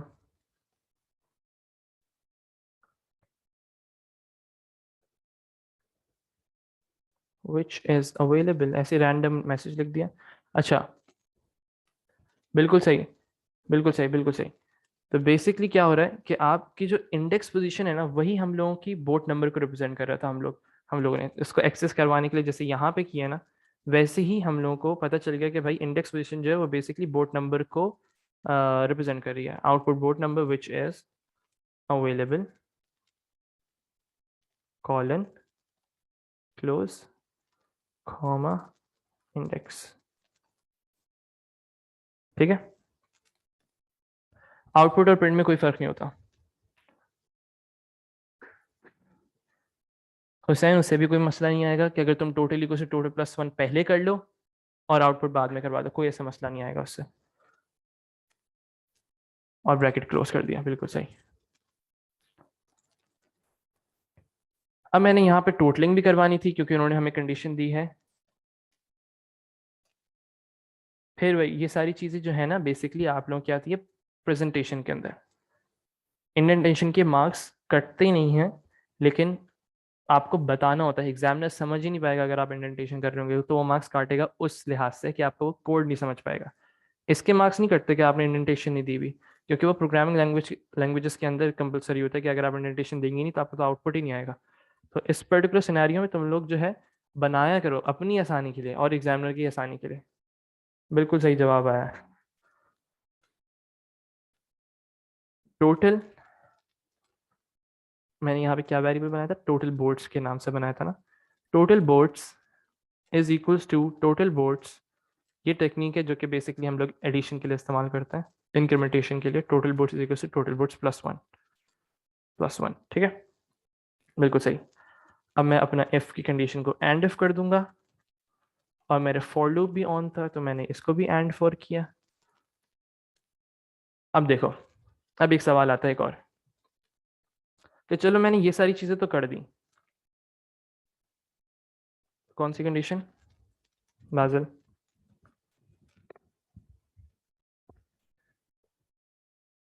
एक मिनट, अभी एंड पोजीशन नहीं आएगा। सही, अब गौर से सुनो, आउटपुट वाली ये कंडीशन थोड़ी है, output board number which is available colon index को हमने प्रिंट करवा दिया। अच्छा, अगर तुम लोग को इसका मतलब नहीं पता ना, total boards is equal to total boards plus one, तो बेसिकली क्या होता है, टोटल बोर्ड की पुरानी वैल्यू क्या थी, 0 थी। अब जैसे ही अगर ये कंडीशंस दोनों ट्रू हो जाए, एक एक भी अगर इनमें से कंडीशन ट्रू होगी, तो ये देन वाले कोड को परफॉर्म करेगा। तो अब होगा क्या कि टोटल बोर्ड्स के अंदर टोटल बोर्ड्स की पुरानी वैल्यू, उसके अंदर हम +1 कर देंगे, तो टोटल बोर्ड्स की अब न्यू वैल्यू क्या हो गई, वो बेसिकली आपका 1 हो गई। तो हमने यहाँ पे कट के ये 1 स्टोर हो जाएगा। अब सपोज करो कि दूसरी बोर्ड जो थी वो भी अवेलेबल थी, तो अब बेसिकली क्या होगा, फिर से यही सेम चीज़ अप्लाई होगी, total boards is equal to total boards +1। तो टोटल बोर्ड्स के अंदर हम लोग स्टोर कर देंगे टोटल बोर्ड्स की पुरानी वैल्यू जो कि चेंज हो चुकी है, 1 हो चुकी है, 1 + 1, यहाँ पे भी +1 था ना, तो 1 + 1 2 हो जाएगी, और टोटल बोर्ड्स की वैल्यू कट के अब 2 हो जाएगी यहाँ पे। चलो मैं समझा देता हूँ। अच्छा, ये समझाना है या ये समझाना है, आउटपुट की कंडीशंस? टोटलिंग समझ आ गई? ज़रूरी नहीं होता, ज़रूरी नहीं होता कि आप एल्स लगाएं। इफ़ के बाद वाली ये, अच्छा मैं मार्क करूँ, मुझे नंबर बताना, 1 या 2, क्या समझाना है? वो मैं समझा रहा हूँ, मैं समझा रहा हूँ, 1 मिनट रुको। चलो, ले भाई 1 2 दोनों ही आ रहे हैं एक साथ। चलो रुक जाओ रुक जाओ रुक जाओ, 1 + 1 ठीक है। देखो, सबसे पहले ये बेसिकली कंडीशंस हैं हम लोग जो कि अप्लाई कर रहे हैं आइडेंटिफाई करने के लिए कि आपकी जो बोट है वो अवेलेबल है या नहीं है। सही है। सबसे पहली कंडीशन क्या चेक की हमने, if hire time is equals to available, मतलब अगर हायर टाइम के एरे के अंदर अवेलेबल लिखा हुआ है तो फिर हम उसको कंसिडर करेंगे कि अवेलेबल है। और का मतलब क्या होता है कि अगर इनमें से कोई एक भी कंडीशन ट्रू हो जाती है, सपोज करो ये ट्रू हो रही है और ये फॉल्स हो रही है, तो बेसिकली यहाँ पे क्या होगा, ये फिर भी एफ की कंडीशंस को, एफ के पर्टिकुलर कोड को अप्लाई करेगा, मतलब सॉल्व करेगा कोई भी एक कंडीशन ट्रू होने से। If hire time is equal to available, ये चीज क्लियर हो गई कि अगर हायर टाइम की एरे के अंदर अवेलेबल लिखा हुआ होता है तो हम उसको अवेलेबल कंसिडर करेंगे। अब इस चीज को बात करते हैं, start time is greater than total time. Start time कहाँ से आएगा, ये हमें यूजर इनपुट करके देगा कि मुझे 10:30 पे बोर्ड चाहिए। सही है। अब हम क्या करेंगे, अब हम उन बोर्ड्स को कंसिडर करेंगे जो कि इस पर्टिकुलर टाइम से पहले वापस आ जाएंगी। सपोज करो 10:15 पे वापस आ रही हैं, और टोटल टाइम हम लोगों ने यहाँ पे कैलकुलेट किया हुआ है, तो अगर टोटल 10:15 पे वापस आ रही है तो वो 10:30 पे ऑफकोर्स अवेलेबल होगी। तो मैंने क्या किया, 10:30 जो था वो मेरा स्टार्ट टाइम था, मैं यहाँ पे थोड़ा और विजुलाइज करवा दूँ तुम लोग को, स्टार्ट टाइम था, और 10:15 जो था वो बेसिकली मेरा टोटल टाइम था जो कि ड्यू बैक टाइम है। 10:15 पे बोट वापस आ जाएगी। सही है। अब बेसिकली अगर ये वाली वैल्यू स्टार्ट टाइम मेरी बड़ी है टोटल टाइम से, तो फिर मैं बोर्ड को कंसिडर करूंगा कि वो अवेलेबल मेरे लिए है। तो मैंने यहाँ पे कर दिया 10th start time is greater than total time, then output करवा दिया फिर यहाँ पे, जिसको ये क्लियर नहीं है। अगर ये कंडीशन दोनों ट्रू होंगी, क्योंकि उन्होंने हमसे कहा था यहाँ पे कि output the number of each boat available, तो अब हम लोगों ने यहाँ पे आउटपुट एक string value boat number which is available, एक ऐसी रैंडम सूटेबल मैसेज दिया, कॉमा इंडेक्स। तो कॉमा इंडेक्स में जो भी वेरिएबल का वो होगा ना, यहाँ पे जो भी लूप का चल रहा होगा, जैसे थर्ड लूप चल रहा है, तो इंडेक्स की पोजीशन थर्ड होगी और बोर्ड नंबर भी थर्ड होगा, तो वो यहाँ पे प्रिंट हो जाएगा कि board number 3 is available, board number 2 is available, board number 5 is available, जो भी बोर्ड्स अवेलेबल होंगी। और अगर अवेलेबल होगी तो उन्होंने हमें कहा था कि आपको टोटलिंग भी करनी है कि कितनी बोर्ड्स अवेलेबल हैं, total number of boards available, यहाँ पे उन्होंने कहा था total number of boards available. तो हमने क्या किया, total boards is equal to total boards +1 करते गए, टोटल में ऊपर वैल्यूज चेंज होती रहेंगी, और हम लोग के पास एंड में आपका बेसिकली एक total number of boards which are available, वो हमारे पास आंसर आ जाएगा। सही है। अब इसके बाद एक कंडीशन और अप्लाई होनी है, किस चीज़ की हमें कोड लिखना है, हम लोगों को लिखना है ये वाली चीज़, a suitable message if there are none। सही है।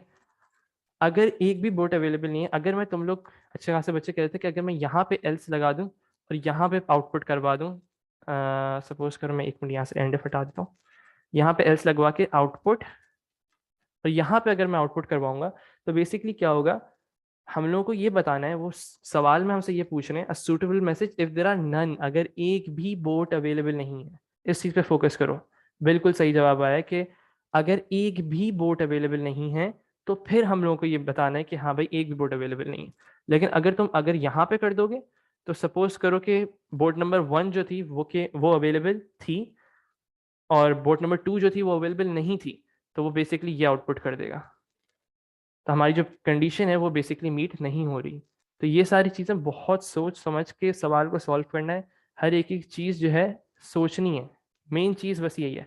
कुछ भी नहीं है, कोडिंग बहुत आसान है, तुम लोग को सिर्फ पढ़ोगे समझ आ जाएगा।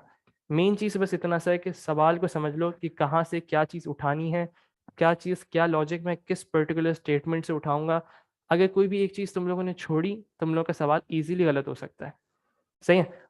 अब सोचना ये है कि मैं, अगर हम लोग कंकैटिनेशन करवा रहे हैं तो आसिम अली फिर हम लोग करेंगे। अभी हम लोग कंकैटिनेट नहीं करवा रहे, हम उसको एक अलग तरीके से आउटपुट कर रहे हैं। अच्छा देखो, मैंने कहा कि यहाँ पे एल्स लगा के मैं यहाँ पे आउटपुट क्यों नहीं करवा रहा हूँ। सही है। यहाँ पे आउटपुट मैं इसलिए नहीं करवा रहा हूँ क्योंकि अगर सपोज करो बोट नंबर 1 की बात हो रही थी, बोट नंबर 1 जो थी वो अवेलेबल थी, तो ये वाली कंडीशंस अप्लाई होंगी। और सपोज करो कि बोट नंबर 2 अवेलेबल नहीं थी, 2 जो थी वो अवेलेबल नहीं थी, तो वो एल्स की स्टेटमेंट आउटपुट कर देगा। लेकिन ऊपर उन्होंने क्या कहा था, इफ देर आर नन पे फोकस करो, मतलब अगर एक भी बोट अवेलेबल नहीं होगी जब आपने आउटपुट करना है। एट टाइम वाली बात समझ नहीं आई? ये वाली बात की बात कर रहे हो, इसकी बात कर रहे हो रेयान? चलो इसको जल्दी से देख लेते हैं। एट टाइम बेसिकली एक ऐसा मॉड्यूल है जो कि एक टाइम, जो कि स्ट्रिंग वैल्यू होती है, और एक मिनट उसको एज अ पैरामीटर लेता है और उन दोनों को ऐड करता है।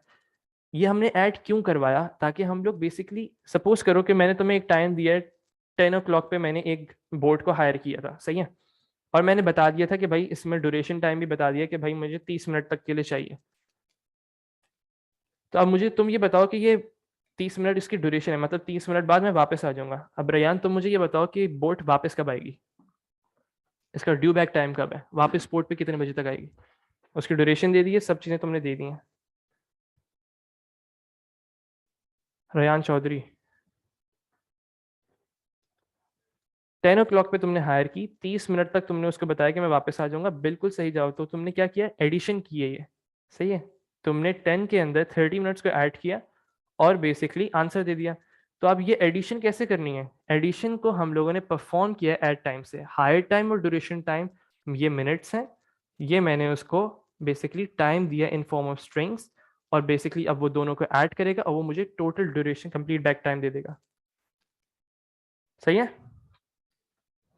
चलो अब आया सवाल एक और, start time is greater than total time. चलो start time is greater than total time. अब टोटल टाइम सबको समझ आ गया है कि हम लोगों ने टाइम को ऐड किया ताकि हम लोग ड्यू बैक टाइम को कैलकुलेट कर सकें। स्टार्ट टाइम कहाँ से आया, स्टार्ट टाइम बेसिकली यूजर बताएगा कि मुझे कितने बजे बोर्ड चाहिए। सपोज करो उसको, उसने बताया कि भाई मुझे 10:30 पे बोर्ड चाहिए, और उसने टोटल टाइम जो कैलकुलेट किया है वो आ रहा है 10:15। मतलब उसने 10 बजे बोट हायर की थी और 15 मिनट तक उसने ड्यूरेशन रखी थी। 10:15 आपका बेसिकली वो आ रहा है कि भाई मैं वापस आ जाऊंगा 10:15 तक। तो इस पर्टिकुलर कंडीशन में अगर हमारा स्टार्ट टाइम जो कि 10:30 है, अगर ये 10:15 से बड़ा है तो बोट अवेलेबल कंसिडर होगी, मतलब 10:30 तक ये बोट वापस आ जाएगी, तो ये बोट मेरे लिए अवेलेबल कंसिडर होगी। ठीक है। तो मैंने यही सेम कंडीशन यहाँ पे अप्लाई की है, start time is greater than total time. Add time का फंक्शन अपेंडिक्स में क्यों गिवन होगा भाई, यहाँ पे पढ़ो ना, ये मॉड्यूल दिया हुआ है ना ऊपर, उन्होंने ऊपर दिया हुआ है उमेर। इसीलिए मैंने कहा है कि हर एक एक चीज को पढ़ना जरूरी है। इसके अंदर कोई चीज छोड़ोगे तुम लोगों के फालतू में मार्क्स जाएंगे। ऊपर पढ़ो, इस चीज को पढ़ो। एट टाइम हम लोगों ने तो ऐसे ही मेंटली कर लिया ना, 10:00:30। इसके पीछे बहुत लॉजिक है, मतलब इस मिनट्स को हम लोग कन्वर्ट करेंगे, इस पर्टिकुलर मिनट्स को एक्सट्रैक्ट करेंगे, मिनट्स मिनट्स को एक्सट्रैक्ट करने के बाद इसमें ये वैल्यू ऐड करेंगे, फिर इसमें कंडीशंस लगेंगी। कंडीशंस ये लगेंगी कि अगर ये 60 से बड़ा हो रहा है तो हमने आवर में +1 करना होगा। +1 करने के बाद बेसिकली क्या हो रहा होगा। तो एक ये लंबी ख्वारी है, इसमें आपको सोचना पड़ेगा। लेकिन अब आप ये करने नहीं बैठ जाएंगे, आप आपने सवाल पढ़ा हुआ है एट टाइम, तो वो बेसिकली सारी चीज़ें मैं खुद खुद करके दे रहा है। हमने रिकॉर्ड हायर क्यों नहीं पढ़ा, क्योंकि हमें ज़रूरत नहीं है उसकी। पढ़ लो तो बेहतर है वैसे। सही है। इनपुट स्टार्ट टाइम नहीं करेंगे? देखो आयशा, तुम्हारा सवाल है कि हम लोग स्टार्ट टाइम को इनपुट क्यों नहीं कर रहे? क्योंकि start time as a parameter उसको लेंगे ना। अब जब यूजर इनपुट करेगा ना, वो कुछ ऐसे करेगा, कॉल लिस्ट अवेलेबल,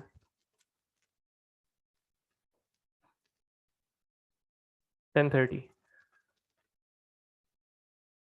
ऐसे वो बेसिकली अब 10:30 पे जितनी बोर्ड्स अवेलेबल होंगी वो सारी लिस्ट होकर हमें देनी है उनको। सही है? तो ये बेसिकली इनपुट करके दे रहा है। मतलब जब खुद सोचो कि जब एफ एफ एक्स का तुम लोग फंक्शन बनाते हो मैथ्स के अंदर, is equals to x square plus two, तो बेसिकली बस तुम पैरामीटर्स की वैल्यू को देते हो ना, और वो खुद ब खुद ऑटोमेटिकली इसके अंदर एज अ इनपुट इस्तेमाल हो जाती है। Two, two square plus two, basically यहाँ पे ऐसे बिल्कुल सेम चीज़ के अंदर भी हो रही होती है।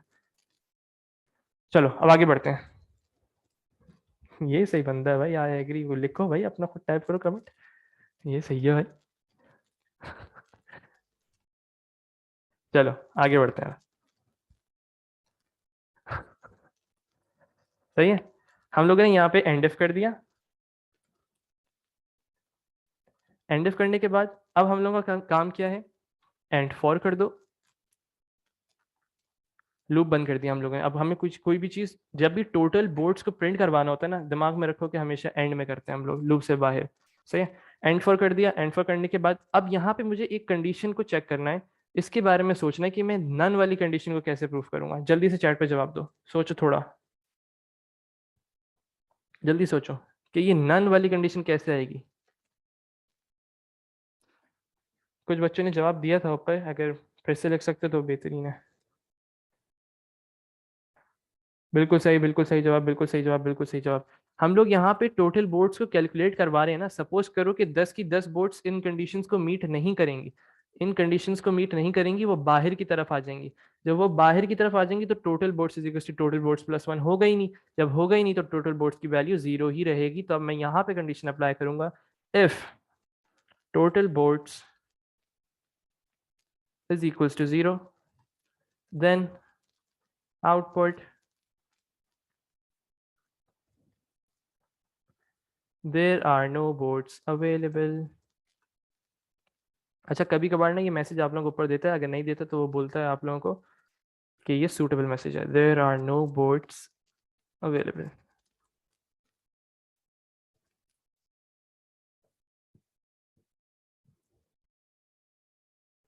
अच्छा एक मिनट देना मुझे।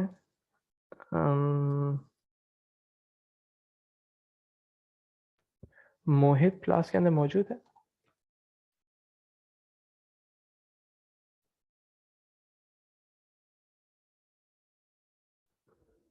एक मिनट बस मुझे देना।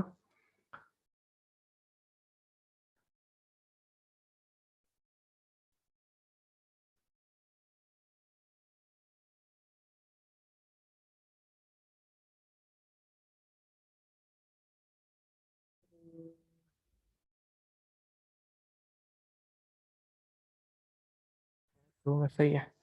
चलो, output there are no boards available, output कर दिया। और अगर नहीं हो तो हमें बताना है उसको, एल्स आउटपुट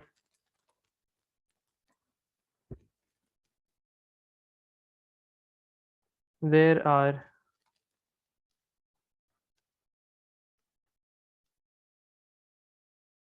अब इस चीज़ को मैं समझाता हूँ तुम लोग को, एक मिनट रुको।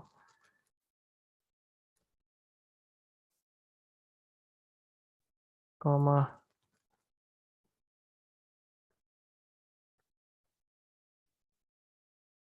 कॉमा।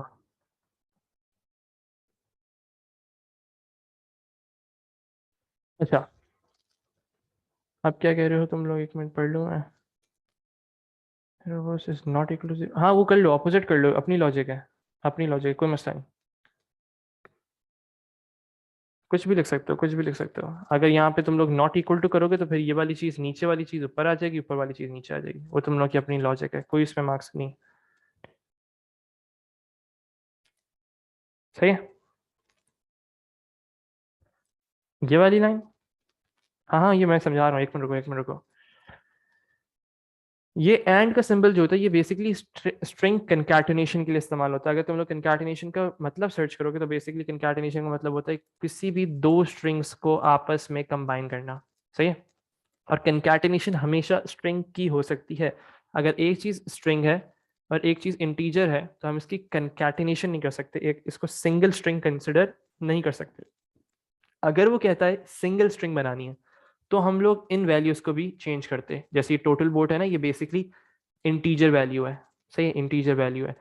अगर वो कहता है सिंगल स्ट्रिंग बनानी है और सिंगल स्ट्रिंग बना के फिर आप लोगों को आउटपुट करना है, तो आप इसको भी इंटीजर को स्ट्रिंग में कन्वर्ट करते हैं, फिर इस सिंबल से आप इसको कंकैटिनेट करवाते हैं। कॉमा से कंकैटिनेट नहीं होता है। सही है। कंकैटिनेशन सिर्फ और सिर्फ एंड से हो रही है। कॉमा से बेसिकली मैं बताना ये चाह रहा हूँ कि इसी लाइन में प्रिंट होगा। सही है। ब्लैंक स्पेस ये, रुक जाओ रुक जाओ रुक जाओ, सब समझा रहा। कुछ ऐसा मैसेज रिपीट होगा। सपोज करो टोटल बोर्ड्स के अंदर ना, मेरे पास टोटल बोर्ड्स के अंदर वैल्यू है मेरे पास 5 या मेरे पास 5 बोर्ड्स अवेलेबल थी। ठीक है, मैं इसको पूरा मैसेज तुम लोगों को करके दिखा रहा हूँ। Total boards is equals to 5। सही है। इस पूरा मैसेज जो आउटपुट होगा वो कुछ ऐसा होगा, देर आर, ऐसे तुम लोग को डिस्प्ले होगा, देर आर। अब ये जो खाली स्ट्रिंग बनाई है ना, ये बेसिकली स्पेस की तरह शो करेगी, 5 अवेलेबल, ऐसा कुछ होगा। समझ आई? सही है। लेकिन ये एक सिंगल स्ट्रिंग कंसिडर नहीं होगी, इस चीज को दिमाग में रखना है। बिल्कुल सही, 5 अवेलेबल ऐसे ही आएगा। उसके बाद अगर तुम लोगों ने देनी है तो स्पेस दे देना, कोई ऐसा मसला नहीं है। सूटेबल मैसेज है, कुछ भी लिख सकते हो। इन एम्प्टी इन्वर्टेड कॉमर्स, बस मैंने स्पेस देने के लिए, बेसिकली ये कुछ मैसेज ऐसा आएगा। अगर मैं इन्वर्टेड कॉमर्स को हटा दूं ना तो ये मैसेज ऐसा आएगा, देयर आर 5 अवेलेबल। देख रहे हो यहाँ पे कोई भी स्पेस नहीं है इन दोनों के दरमियान, इन दोनों वर्ड्स के दरमियान कोई स्पेस नहीं है। हाँ वो उसको थोड़ा बहुत चेंज करना कर लो, कोई ऐसा मसला नहीं। सही है। तो बस मैंने थोड़ा बहुत समझाने के लिए तुम लोग को रख दिया था यहाँ पे, कोई ऐसा मसला नहीं होता इसमें। जाहिर सी बात है अगर सही से प्रिंट नहीं कर पाओगे तो। बिल्कुल सही है, बिल्कुल सही है। मुआज साहब बिल्कुल सही है। यार ये आपके पेपर पे डिपेंड करता है, आप बाकी चीज़ें कितना कर लेते हो, कितना जल्दी कर लेते हो। ठीक है, आगे बढ़ते हैं चलो। Total words else output there are and total words come available. ठीक है, यहाँ तक कर लिया हम लोगों ने। इस इफ को मैं एंड कर दूंगा। एंड इफ करने के बाद मैंने यहाँ पे कर दिया एंड प्रोसीजर।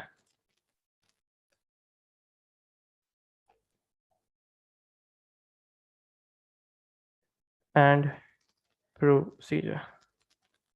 ठीक है। अब आओ जरा इसके हम लोग मार्क्स देखते हैं। एक चीज दिमाग में रखो, जब भी तुम लोग सूडो कोड लिखा करो, इसको उन्होंने जो सूडो कोड लिखा हुआ होता है वहां से कंपेयर मत किया करो। फिर बता रहा हूँ, वहां से कंपैरिजन नहीं करना है। जब भी तुम लोग कंपैरिजन करोगे, इवन कि ये जो कोड मैंने लिखा है ये कंपेयर करोगे, तुम लोग को ऐसा लगेगा कि गलत है। मेन चीज क्या है, कंपैरिजन हमेशा इससे करना है। या आप लोगों को बेसिकली एक मार्क्स स्कीम है, आप लोगों की ये मार्क्स स्कीम कहलाती है। ज्यादातर लोग क्या करते हैं, जो सूडो कोड दिया हुआ था उसमें, सर आपने क्वेश्चन समझाया तो लग रहा है तो आसान है, खुद लेके बेटा है। तो वही तो हम कोशिश करना चाह रहे हैं, इसी यही तो मेन चीज़ है, आप लोगों को समझना कि क्वेश्चन समझना कैसे है। मेन चीज़ बस ये है। 2x में पढ़ा दूँ, मैं तो पढ़ा दूंगा भाई, तुम लोग समझ नहीं पाओगे, बस ये मसला है। चलो आओ मार्क्स को अब देखते हैं। क्या हमने प्रोसीजर की हेडिंग और एंडिंग दी है इंक्लूडिंग द पैरामीटर? बिल्कुल हम लोगों ने दिया है, बिल्कुल सही दिया है। स्टार्ट टाइम हम लोगों ने पैरामीटर देना था, ये भी सही है। और एंड प्रोसीजर भी कर दिया था हम लोगों ने, तो 1 मार्क इसका आप लोगों को मिलेगा मिलेगा। सही है।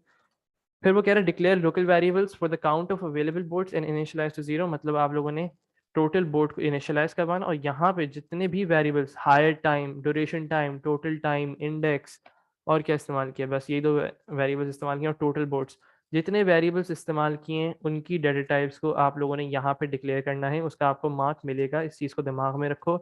आपको डिक्लेयर करना जरूरी है। सवाल नहीं समझ आया था ना, कोई मसला नहीं था। आप लोगों को इतना तो समझ आ गया था ना ओ लेवल्स की नॉलेज से कि टोटलिंग करनी है, तो टोटल को आप लोग डिक्लेयर कर देते, इनिशियलाइज कर देते, आप लोगों को 2 मार्क्स मिल जाते। सही है। अब वो कह रहे हैं लूप थ्रू ऑल 10 बोर्ड्स, हम लोगों ने ये भी किया था। हम लोगों ने एट टाइम को इस्तेमाल किया था ताकि टाइम बैक को, मतलब जो कि हमारा टोटल टाइम हम लोगों ने कंसिडर किया है, उसको बेसिकली कैलकुलेट करने के लिए इसका भी मार्क मिल गया। फिर वो कह रहे हैं check for boards that are not on hire, एक ये कंडीशन भी चेक की थी हमने। और दोस्त due back in time in a loop, in a loop हम लोगों ने चेक किया था, बिल्कुल सही जवाब है, इसका भी मार्क मिल गया। Increment count for number of boards available, count total boards is equal to total boards plus 1, इसको भी किया था। Output a message for each available board in a loop, ये भी किया था हम लोगों ने। एक मैसेज हम लोगों ने इन अ लूप आउटपुट करवाया ये वाला, और एक हमने आउटपुट बाहर करवाया, output both messages age appropriate outside अ लूप, ये भी हम लोगों ने करवा दिया। हमें पूरे के पूरे 8 मार्क्स इजीली सिक्योर कर लिया हम लोगों ने। इजीली तो मत कहो, लेकिन फिर भी ठीक है। क्लियर है यहाँ तक? जल्दी चैट।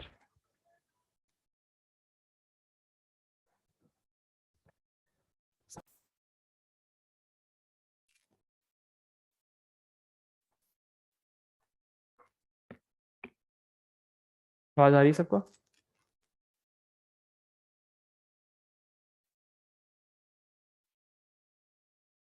चलो, अब मुझे बताओ जल्दी से चैट पे कि क्लियर है सबको यहाँ तक?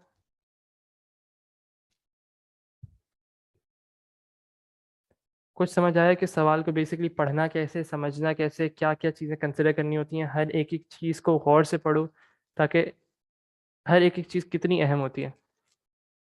अवेलेबल, अगर इसको तुम मिस कर देते नहीं हो पाता सवाल। सही है। ये आपका 8 मार्क का सवाल हो गया एक। आगे बढ़ने की कोशिश करते हैं हम लोग कि आज हो जाए एक और।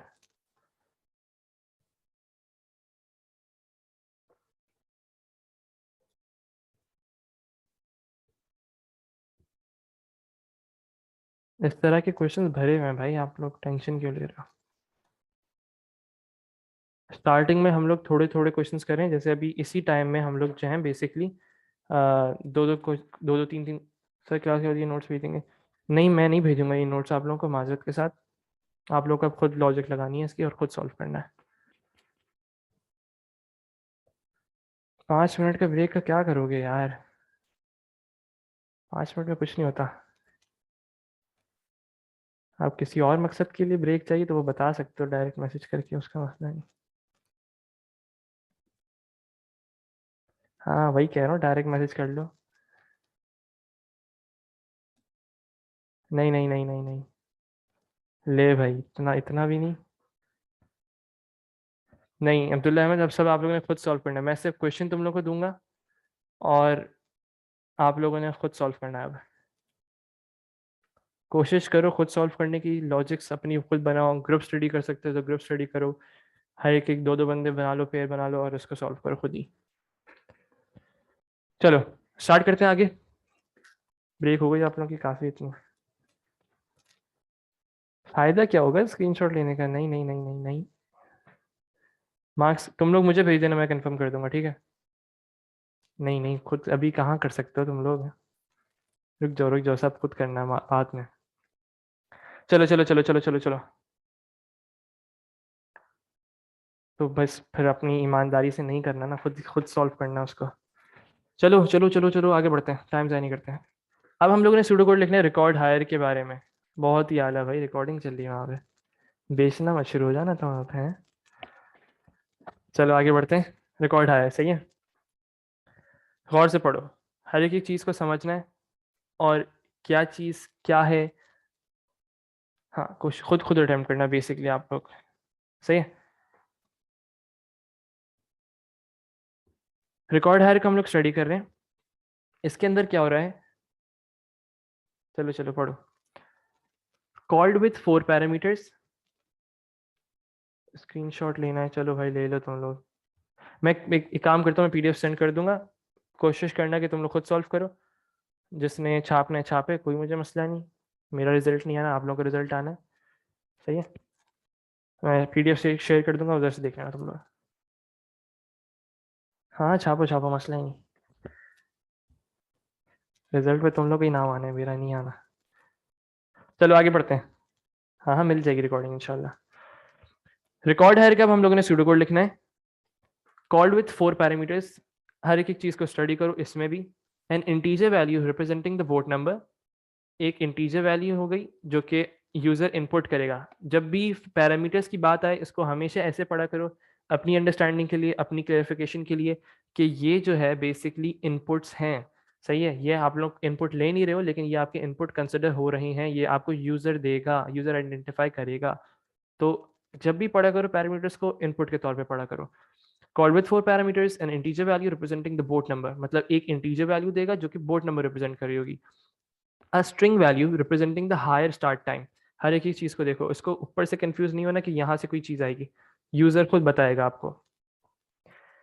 A string value representing the higher start time, higher start time basically वो बताएगा कि कितने बजे आपको बोट हायर करवानी है। उसके बाद वो कह रहा है an integer value representing the hire duration, hire duration भी यूजर देगा मिनट्स के अंदर। अभी पहले ये कर लें फिर बात करते हैं इसमें भी। A real value representing the cost of hire. तो ये 4 पैरामीटर्स हो गए, हमें समझ आ गया कि भाई हम लोगों का। एक चीज और पढ़ लो आगे, कहीं देखो रिटर्न लिखा हुआ है, कहीं जल्दी से चैट पढ़ो और जल्दी से जवाब दो, फिर ये है क्या, प्रोसीजर है या फंक्शन है। आगे देखो, अगर रिटर्न लिखा हुआ है तो इसको फंक्शन कंसिडर करेंगे, अगर कुछ नहीं लिखा हुआ रिटर्न और कोई भी वैल्यू रिटर्न नहीं हो रही तो हम लोग इसको प्रोसीजर कंसिडर करेंगे। चैट पे जवाब जल्दी। बिल्कुल सही, तकरीबन आप लोग का 1 मार्क्स सिक्योर हो गया है इसमें 8 मार्क्स में से। कितने मार्क्स का है वैसे, ही 7 मार्क्स का है। सही है, ठीक है।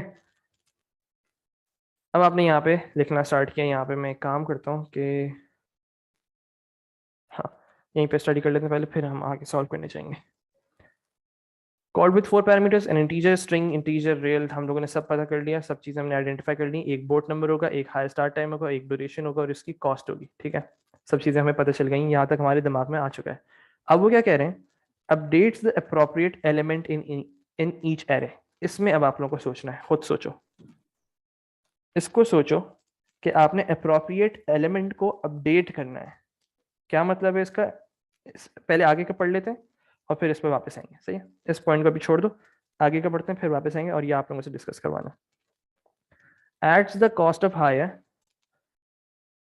Ads the cost of hire मतलब ये रिकॉर्ड हायर के अंदर आपने कुछ ऐसा करना पड़ेगा जो कि कॉस्ट ऑफ हायर को ऐड करेगा to the global variable daily takings. अब देखो क्या आ गया, ग्लोबल वेरिएबल का वर्ड आ गया।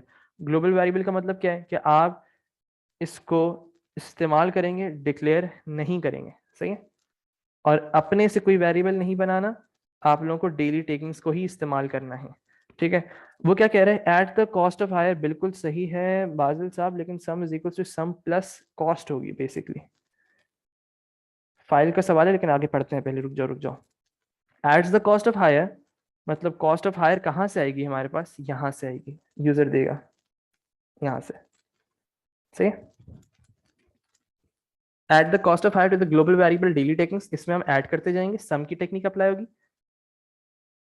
मैंने इसलिए नहीं किया क्योंकि वैसे ही आप लोग इतना अच्छा खासा टाइम इसमें समझने में लगा रहे हो, तो डिक्लेयर जाहिर सी बात है, कोई ऐसा मुश्किल चीज़ है नहीं।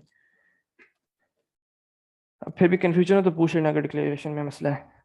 फिर उसके बाद क्या है, convert the 4 input parameters to strings, उन्होंने यहाँ पे बता दिया concatenated using commas as separators. अब यहाँ पे उन्होंने बताया कंकैटिनेशन करनी है आपने, चलो बेस्ट है, यूजिंग कॉमास एज सेपरेटर्स। ऊपर वाले सिनेरियो में अब मैं तुम लोग को एक चीज और समझाता हूँ, कहाँ है, यहाँ पे जब हम कॉमा लगा देते ना, जब हम यहाँ पे कॉमा लगा देते, कॉमा इंडेक्स, तो ये कॉमा जो है ये प्रिंट नहीं होता, ये प्रिंट नहीं होता है। ये सिर्फ और सिर्फ बताने के लिए होता है कि ये आपकी स्ट्रिंग वैल्यू थी और ये इंडेक्स वैल्यू थी, इनको अलग अलग प्रिंट करवाना है। ये एज अ वेरिएबल कंसिडर होगा, ये एज अ स्ट्रिंग कंसिडर होगा, एज इट इज प्रिंट होगा। तो अब अगर मुझे कॉमा को प्रिंट करवाना हो, मतलब कॉमा को शो करवाना हो, तो मैं कैसे करवाऊंगा, उसको स्ट्रिंग कोटेशन मार्क से अंदर पुट करूंगा, तब जाके ये प्रिंट हो सकता है, वरना प्रिंट नहीं होगा। ठीक है, बिल्कुल सही, मैं कंकैटिनेशन एक्सप्लेन कर दूंगा अभी जब हम इसको सॉल्व करेंगे। सही है, एक काम करते हैं, हम इस क्वेश्चन को जितना इस पर डिस्कशन कर सकते हैं ना, इसको हम लोग डिस्कशन करते हैं और अगर टाइम मिलता तो हम इसको अभी सॉल्व कर लेंगे, वरना फिर आप लोग इसको रिकॉर्ड हायर का मॉड्यूल बना कर आइएगा, फिर हम इसको कल जब मैं सॉल्व करूँगा तो उसको आप लोग एक तरीके से अपनी अंडरस्टैंडिंग को पॉलिश कर लेंगे इसमें, सही। लेकिन अभी कोशिश करते हैं कि हम लोग खुद सॉल्व कर लें यहीं पे। ठीक है, converts the 4 input parameters to string concatenated using commas as separators and writes the resulting string to the end of the existing text file। अब समझो इस चीज को, existing text file है और हमने end में डालना है, क्या समझ आ रहा है? बिल्कुल सही जवाब कि हम लोग append करेंगे इसके अंदर, for append के लिए खोलेंगे, ठीक है। hirelog.txt for append के लिए खुलेगी, क्यों? क्योंकि existing text file है, अगर आपने for write खोल दिया तो उसके अंदर जो भी डाटा एग्जिस्ट कर रहा होगा वो सब का सब इरेज हो जाएगा, तो इन सब चीज़ों का बहुत ख्याल रखना है। hirelog.txt को खोलोगे, फॉर अपेंड, यहाँ तक चीज़ें हमने आइडेंटिफाई कर ली। अब ज़रा बात करते हैं, वापस आते हैं, थोड़ा बहुत चीज़ें कोट कर लेते हैं फिर वापस आएंगे। सबसे पहली चीज़ हमने आइडेंटिफाई की थी कि भाई ये प्रोसीजर है, यहाँ पे लिखा प्रोसीजर, और इसके अंदर 4 पैरामीटर्स पास किए थे। कौन कौन से पैरामीटर्स? नाम क्या रखेंगे इस प्रोसीजर का? जो नाम उन्होंने दिया हुआ है, अपने से नहीं सोचना भाई। ये अपेंड क्या है बेटा? फाइल्स की क्लास ले लो जाके, सही है। इस क्लास के बाद फाइल्स की क्लास ले लेना फौरन यूट्यूब पे, सही है। एक दफ़ा फाइल की क्लास ले लोगे इंशाल्लाह समझ आ जाएगा। फिर अगर समझ नहीं आता ना तो फिर एक काम करना, ब्रिटिश वालों के पास जाना, उनसे कहना मेरी विदड्रॉल के लिए अप्लाई करना है मुझे। प्रोसीजर रिकॉर्ड है, और इसके बाद अब आप लोगों ने यहाँ पे आइडेंटिफाई करो कि क्या क्या पैरामीटर्स थे। 4 पैरामीटर्स है। Integer representing a boat number, boat number को थोड़ा बहुत ऐसे रखो कि आप लोगों को समझना आसान हो जाए। बोट नंबर बिल्कुल सही है, बोट नंबर कर दो या बोट नंबर कर दो, बिल्कुल सही। यहाँ पे हम बोट नंबर कर देते हैं, और इसकी डेटा टाइप भी ऊपर दी हुई है उन्होंने इंटीजर की। और उन्होंने दूसरा पैरामीटर क्या बताया? Higher start time. पेपर 2 में बनी हुई तो है शर्जील साहब, बनी हुई है, सब चीज़ें हुई हुई हैं। चलो आगे बढ़ते हैं। बोट नंबर इंटीजर, उसके बाद दूसरा था hire start time. H start कर लेते हैं इसको ताकि थोड़ा बहुत समझ आता रहे। एच से हायर, एच स्टार्ट, और इसकी डेटा टाइप स्ट्रिंग। उसके बाद आपका ड्यूरेशन टाइम था, तो मैंने इसको बिल्कुल एज इट इज़ कर दिया।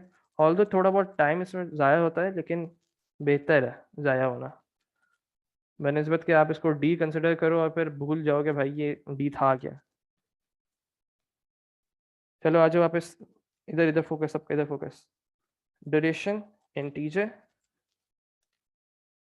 कॉमा, और एक और चौथा वो था, एक में मैं बस इसको हेडर को कंप्लीट कर लूँ फिर पूछ लेना। चौथा पैरामीटर था कॉस्ट, उसकी क्या डेटा टाइप थी? रियल, और यहाँ पे मैंने ब्रैकेट बंद कर दिया। चलो पूछो रजान।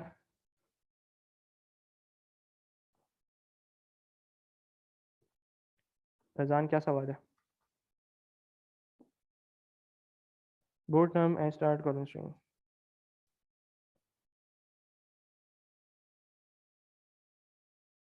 सवाल क्या है इसमें? लेकिन बोर्ड नाम इंटीजर है, एच स्टार्ट स्ट्रिंग है, तो हम ऐसे नहीं कर सकते। अगर दोनों स्ट्रिंग होते फिर कर सकते थे, फिर कोई मसला नहीं है।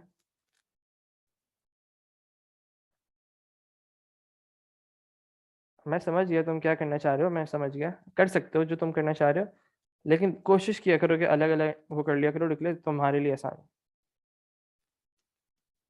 ये वाली लाइन ही नहीं समझ आ रही। चलो एक का,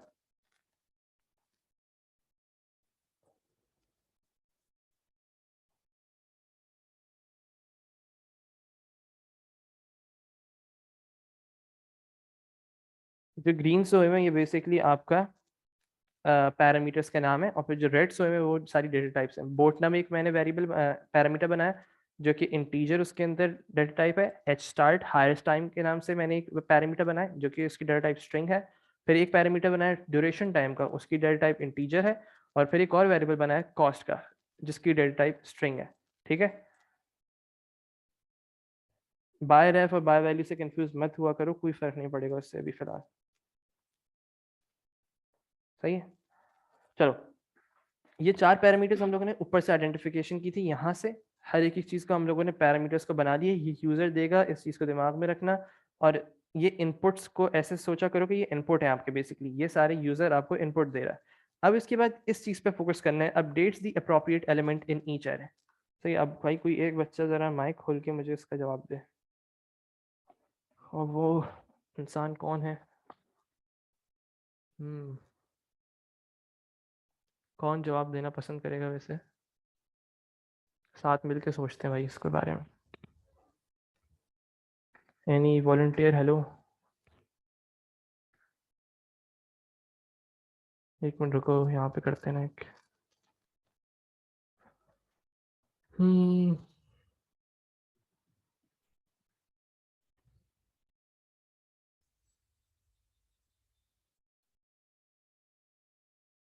नहीं नहीं नहीं बेटा, थोड़ी तफरी भी तो करनी है, 2 घंटे में बोर हो जाऊंगा मैं।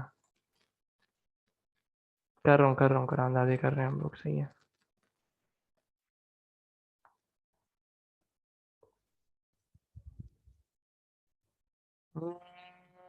नहीं नहीं नहीं नहीं नहीं नहीं नहीं नहीं,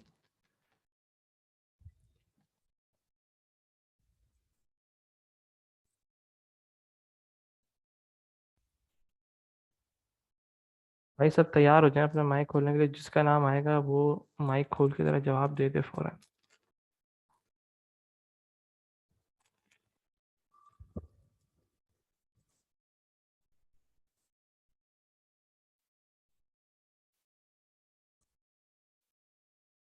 ये है भी या नहीं? रईफ भाई हैं या नहीं है ये? Search search search.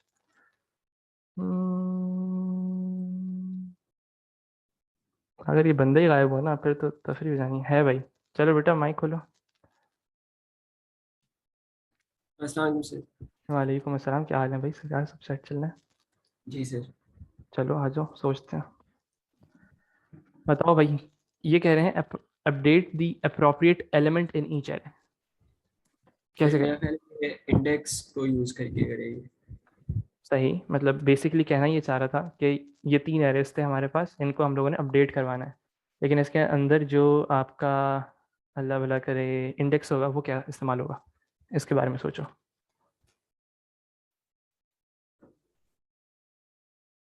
इस बंदे ने माइक ही म्यूट कर लिया अपना। अरे भाई इतनी जल्दी क्या है भाई, इंडेक्स तो बताओ। चैट पे भी आप लोग जवाब देते रहो। लूप क्यों यूज करेंगे? Update the appropriate element. थोड़ा अंग्रेजी अगर आती हो तो, एलिमेंट की बात हो रही है, एक एलिमेंट आपको वो करवाना है, समझ आई? एक एलिमेंट अपडेट करवाना है आप लोगों ने। बिल्कुल सही जवाब तहा तलहा भाई, तलहा सत्तार भाई। यूजर से इनपुट लेंगे, क्या इनपुट लेंगे जरा वो भी देख लेते हैं। जब वो हमें बोट नम में इंटीजर करके, बोट नम में जो हमें बेसिकली वो इनपुट करके देगा एज अ पैरामीटर, हम इस बोट नम को एज अ इंडेक्स इस्तेमाल कर लेंगे, क्योंकि हर बोट का एक अपना नंबर है, 1 2 3 4 5 6 7 8 9 10 10 तक। और वो हर एक नंबर जो है वो उस पर्टिकुलर एरे की एलिमेंट की इंफॉर्मेशन उसके अंदर स्टोर हुई भी होती है। तो हम लोग बोट नम को एज अ इंडेक्स इस्तेमाल करेंगे। अब सबसे पहला काम क्या है हम लोगों का? हम लोगों ने सबसे पहला काम ये करना है कि अपडेट करवाना है। कैसे अपडेट करवाएंगे ज़रा वो देख लेते हैं। सबसे पहला काम क्या है? 4 लाइनें छोड़ दो भाई, इसमें आपका डिक्लेरेशन इनिशियलाइजेशन जो भी होगी वो आ जाएगी। अब इंडिविजुअल एलिमेंट एक्सेस करो एरे का, और उसके अंदर चीज़ों को अपडेट करवाओ। क्या अपडेट करवाना है? उन्होंने यहाँ पे चीज़ें हमें दी हुई हैं, 3 चीज़ें, 3 चीज़ें दी हुई हैं, स्टार्ट, ड्यूरेशन टाइम और कॉस्ट। इन 3 चीज़ों को अपडेट करवाना है हम लोगों ने। तो यहाँ पे हम लोग लिखेंगे इंडिविजुअल एलिमेंट को एक्सेस करो। चलो आ जाओ, वापस आ जाओ। हायर टाइम, और बोट नम को मैं एज अ इंडेक्स इस्तेमाल करूंगा, is equals to H start. मैंने यहाँ पे अपडेट करवा दी वैल्यू को। फिर ड्यूरेशन, बोर्ड नम मैं बताता हूँ बोर्ड नम में क्या वैल्यू है कि वो मैं बताता हूँ, is equals to duration time.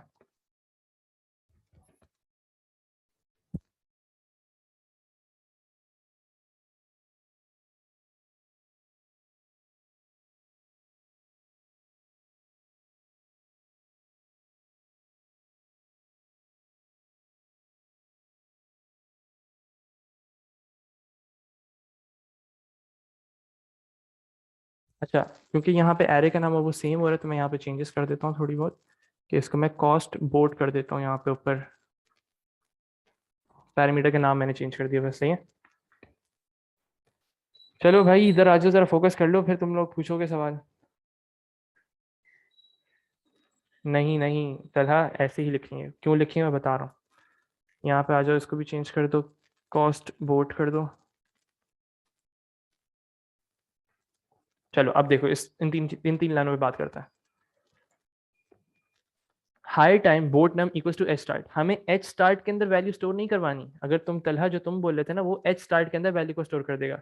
हमें हाई टाइम के इंडेक्स के अंदर, एलिमेंट के अंदर एच स्टार्ट की वैल्यू को स्टोर करवाना है। तो हम पहले इंडेक्स को लिखेंगे, फिर उसमें लिखेंगे, बस बेहतरीन। सही है। High time boat num is equal to H start, duration boat num is equal to duration time, cost boat num is equal to cost boat. यहाँ से हम लोगों ने जो, अच्छा अब सवाल ही कर रहा था कि भाई boat num equal to zero होगा, किसने कहा ये? नहीं नहीं नहीं नहीं नहीं अर्पित, देखो इसको लूप में नहीं करना है। लूप में क्यों नहीं करना है? क्योंकि उन्होंने सिर्फ और सिर्फ, अगर एलिमेंट्स कहते हैं ना, अगर हमें एलिमेंट्स को अपडेट करवाना तो हम फिर सोचते इसके बारे में कि हमें लूप लगाना पड़ेगा। गौर से अगर तुम पढ़ो तो यहाँ पे उन्होंने एलिमेंट कहा है, एक पर्टिकुलर एलिमेंट को चेंज करना है तुम लोगों ने। समझ आई? भाइयों अगर पढ़ना है तो बता दो। मोहम्मद अहमद साहब, इल्हाम साहब। चलो,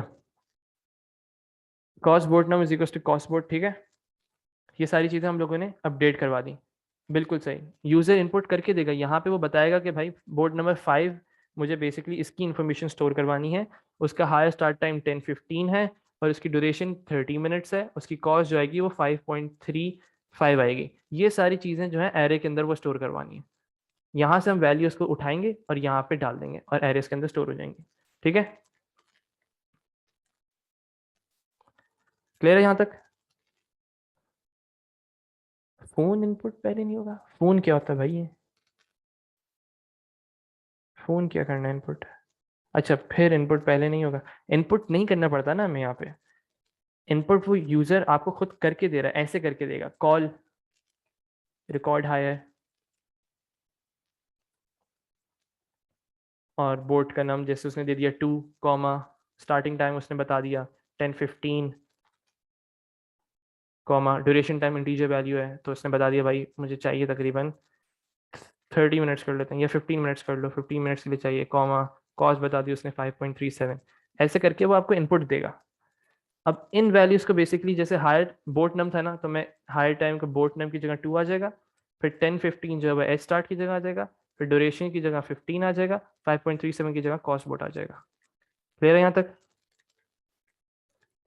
सर ड्यूरेशन बोट नेम कैसे लिखा? ड्यूरेशन एरे का नाम था, बोट नम मेरा इंडेक्स है, is equal to duration time जो कि यहाँ से आएगी। ठीक है, कोई और पहले आता तो वुड बी यूज दैट। क्या मतलब? बोट नम, हाँ हाँ जाहिर सी बात है, जाहिर सी बात है, आगे पीछे हो जाए कोई ऐसा मसला। चलो बेहतरीन, अब इसको थोड़ा इरेज करते हैं। यहाँ पे हम लोगों ने सारी चीज़ें, पहली एक उनकी जो कंडीशन थी वो हम लोगों ने उनकी फुलफिल कर दी कि भाई ये चीज़ हमने करवा दी, अप्रोप्रिएट एलिमेंट्स को हम लोगों ने इनपुट करवा दिया, अपडेट करवा दिया। अब वो कह रहे हैं at the cost of hire to the global variable daily takings. अगर हम लोग एडिशन कर रहे होते नॉर्मली और ये लोकल वेरिएबल होता, तो यहाँ पे मुझे डिक्लेयर करवाना पड़ता, इनिशियलाइज करवाना पड़ता और डिक्लेयर करवाना पड़ता। लेकिन इस पर्टिकुलर सिनेरियो में मुझे नहीं करना पड़ा। क्यों नहीं करना पड़ा? क्योंकि उन्होंने कहा कि ग्लोबल वेरिएबल है, ग्लोबल वेरिएबल ऑलरेडी बने हुए होते हैं और इसके अंदर वैल्यूज भी स्टोर हुई हुई होती हैं। तो अब हम क्या करेंगे, डेली टेकिंग्स, अब यहाँ पे हम लोगों ने काम करना है अपना।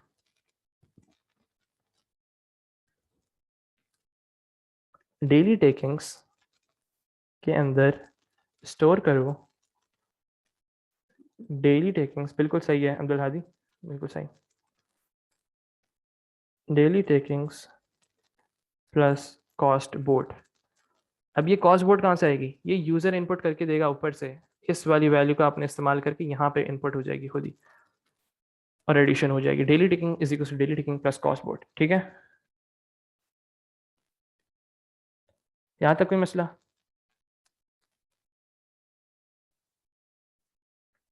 चलो, अब उसके बाद उन्होंने कहा था हमसे, एक चीज और कही है यहाँ पे, कि स्ट्रिंग वैल्यूज होनी चाहिए। क्या होनी चाहिए? स्ट्रिंग वैल्यूज होनी चाहिए। अब हम इसको, उन्होंने क्या कहा है हमसे, convert the 4 input parameters to string. हमें उनको स्ट्रिंग में कन्वर्ट करना है। स्ट्रिंग में कन्वर्ट करने के बाद उसके बाद काम क्या है हमारा? कंकैटिनेट करना है। ठीक है, करते हैं।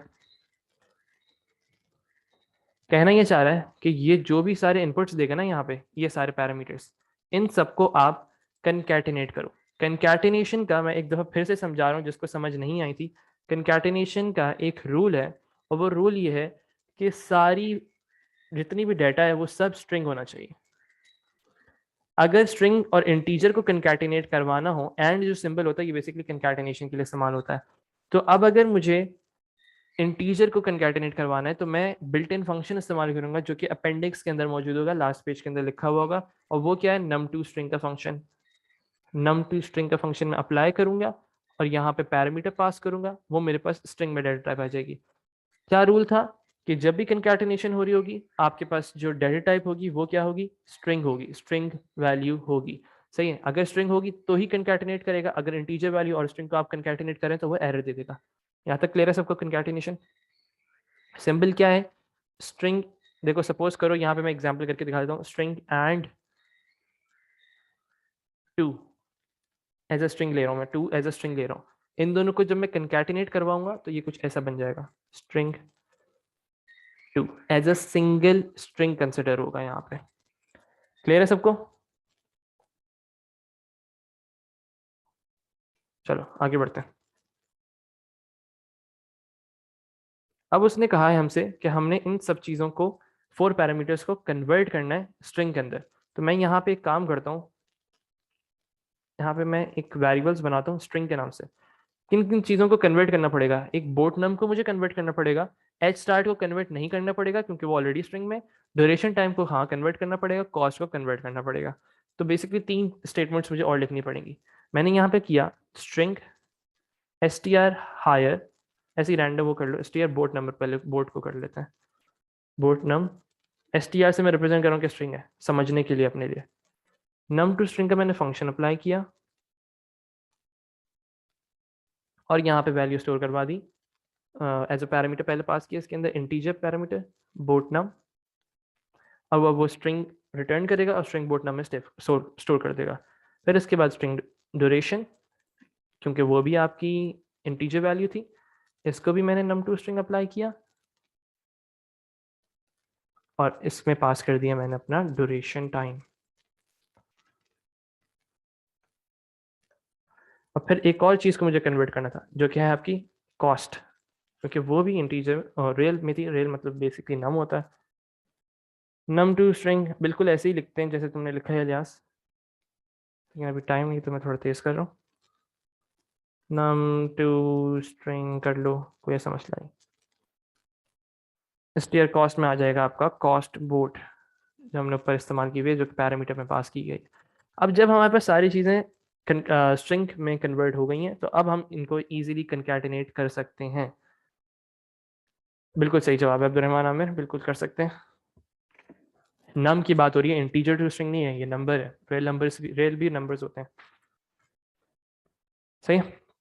अब जब हमारे पास सारी चीज़ें स्ट्रिंग में कन्वर्ट हो गई, अब हम इजीली कंकैटिनेशन कर सकते हैं। अब बेसिकली मुझे यहाँ पे सवाल में पढ़ो, मुझे एक फाइल को ओपन करना पड़ेगा। फाइल को इस फाइल के अंदर स्टोर करवाना है तो मुझे फाइल को ओपन करना पड़ेगा।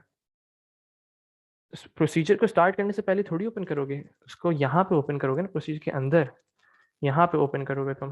ओपन फाइल, ओपन फाइल कौन सी? Hire log dot T X T for, ये कौन था भाई? फॉर राइट वाला कौन है?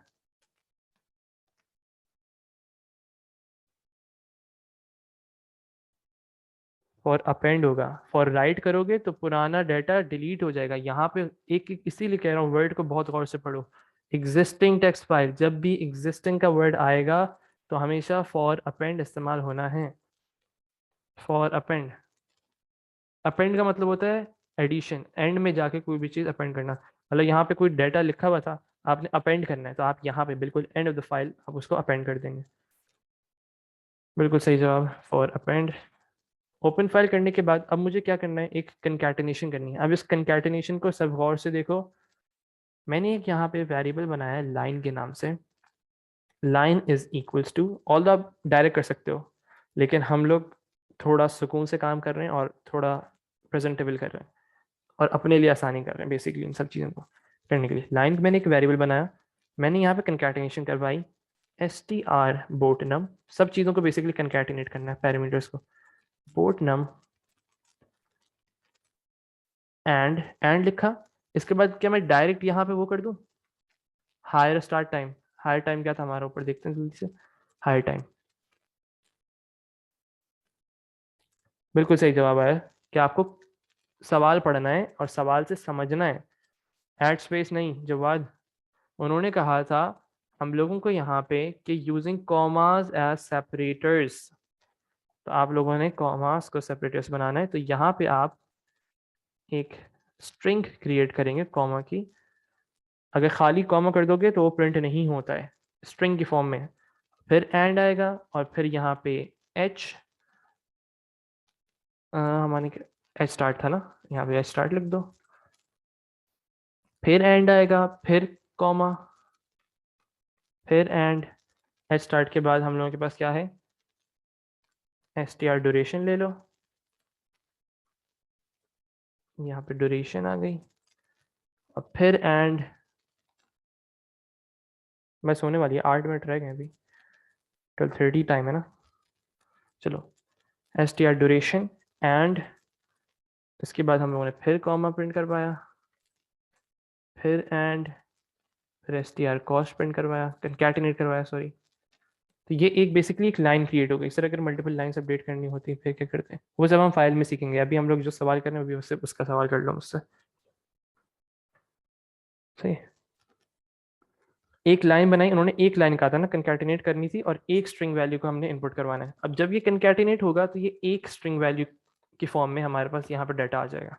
इसको अब मुझे अपेंड करवाना है फाइल के अंदर। तो फाइल के अंदर कैसे अपेंड करवाते हैं, इसका जो कीवर्ड है वो है right file.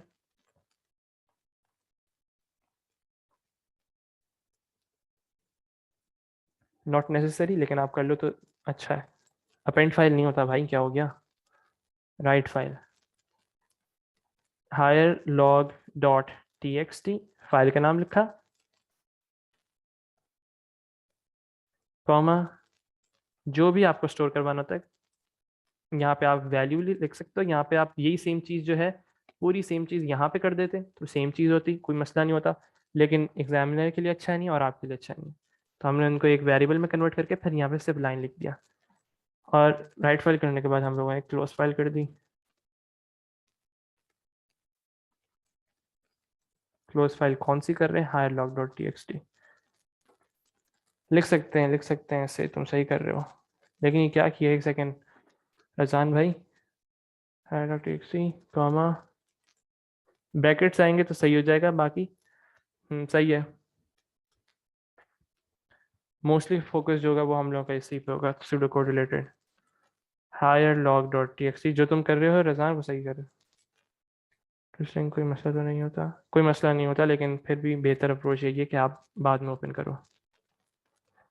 Hire log dot T X T को हम लोगों ने क्लोज कर दिया और एंड प्रोसीजर किया।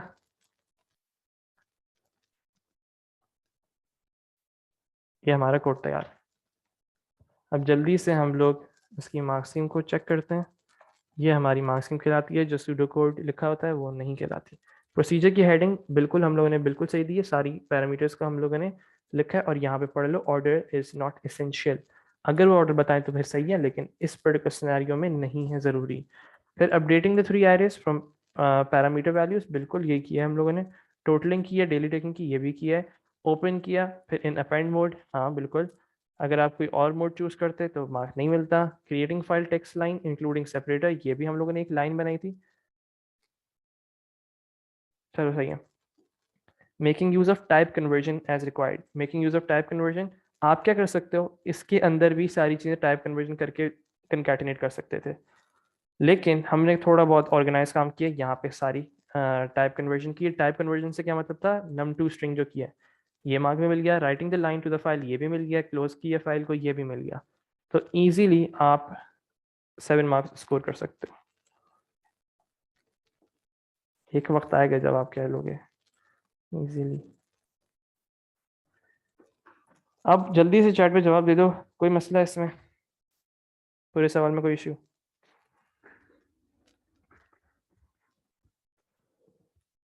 हाँ हाँ, मैं भेज दूँ अब्दुल अहमद। क्या इशू है अजान?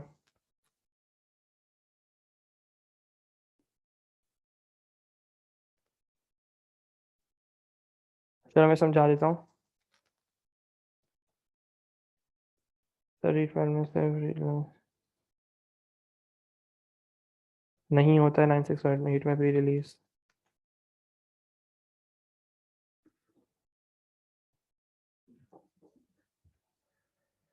चलो अब वापस आओ, 1 मिनट रुक जाओ।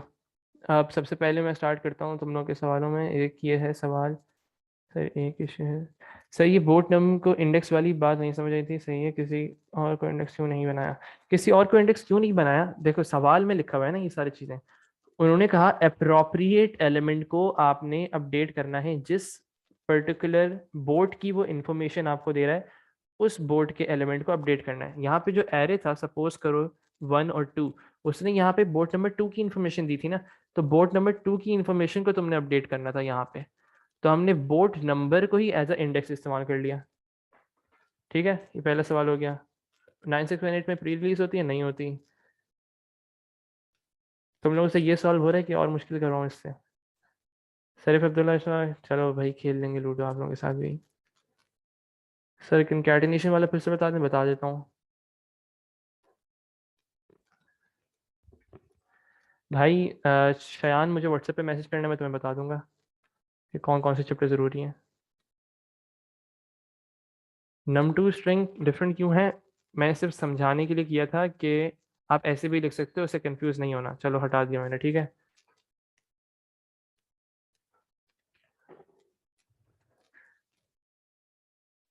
हमने यूज़र से वैल्यूज इनपुट लेने को कहा है, लेकिन किसी और तरीके से कहा है। हमने कहा कि यहाँ पे इनपुट दो, एज अ पैरामीटर इनपुट दो। सही है, अलग से नहीं कहा कि भाई input board number, input H start, input this, input that. हमने उनको एक पैरामीटर के अंदर कहा है कि भाई यहाँ पे इनपुट करो। इब्राहिम खान मुझे मैसेज कर देना व्हाट्सएप पे, मैं भेज दूंगा नोट्स।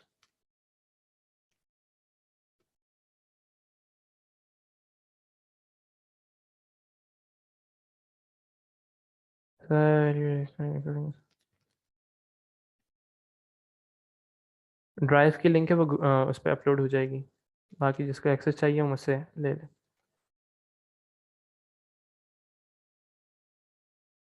और क्या है, how can we solve these problems on our own? अच्छा सवाल है सद्दाम भाई, अभी वही तो सिखा रहा हूँ भाई। सर लेक्चर से पहले बता दिया करें कौन सा, ठीक है।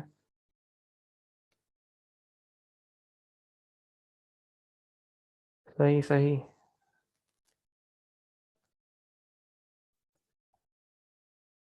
ठीक है। यहाँ तक सबके क्लियर हो गए हैं सर? 9618 वाले तुम लोग खुद अटेम्प्ट करना उनको एक दफ़ा। नहीं हो पाते फिर मैं कर पाऊंगा, वरना मैं यूट्यूब पे भी अपलोड करनी है, वैसे मुझे 9618 के साथ।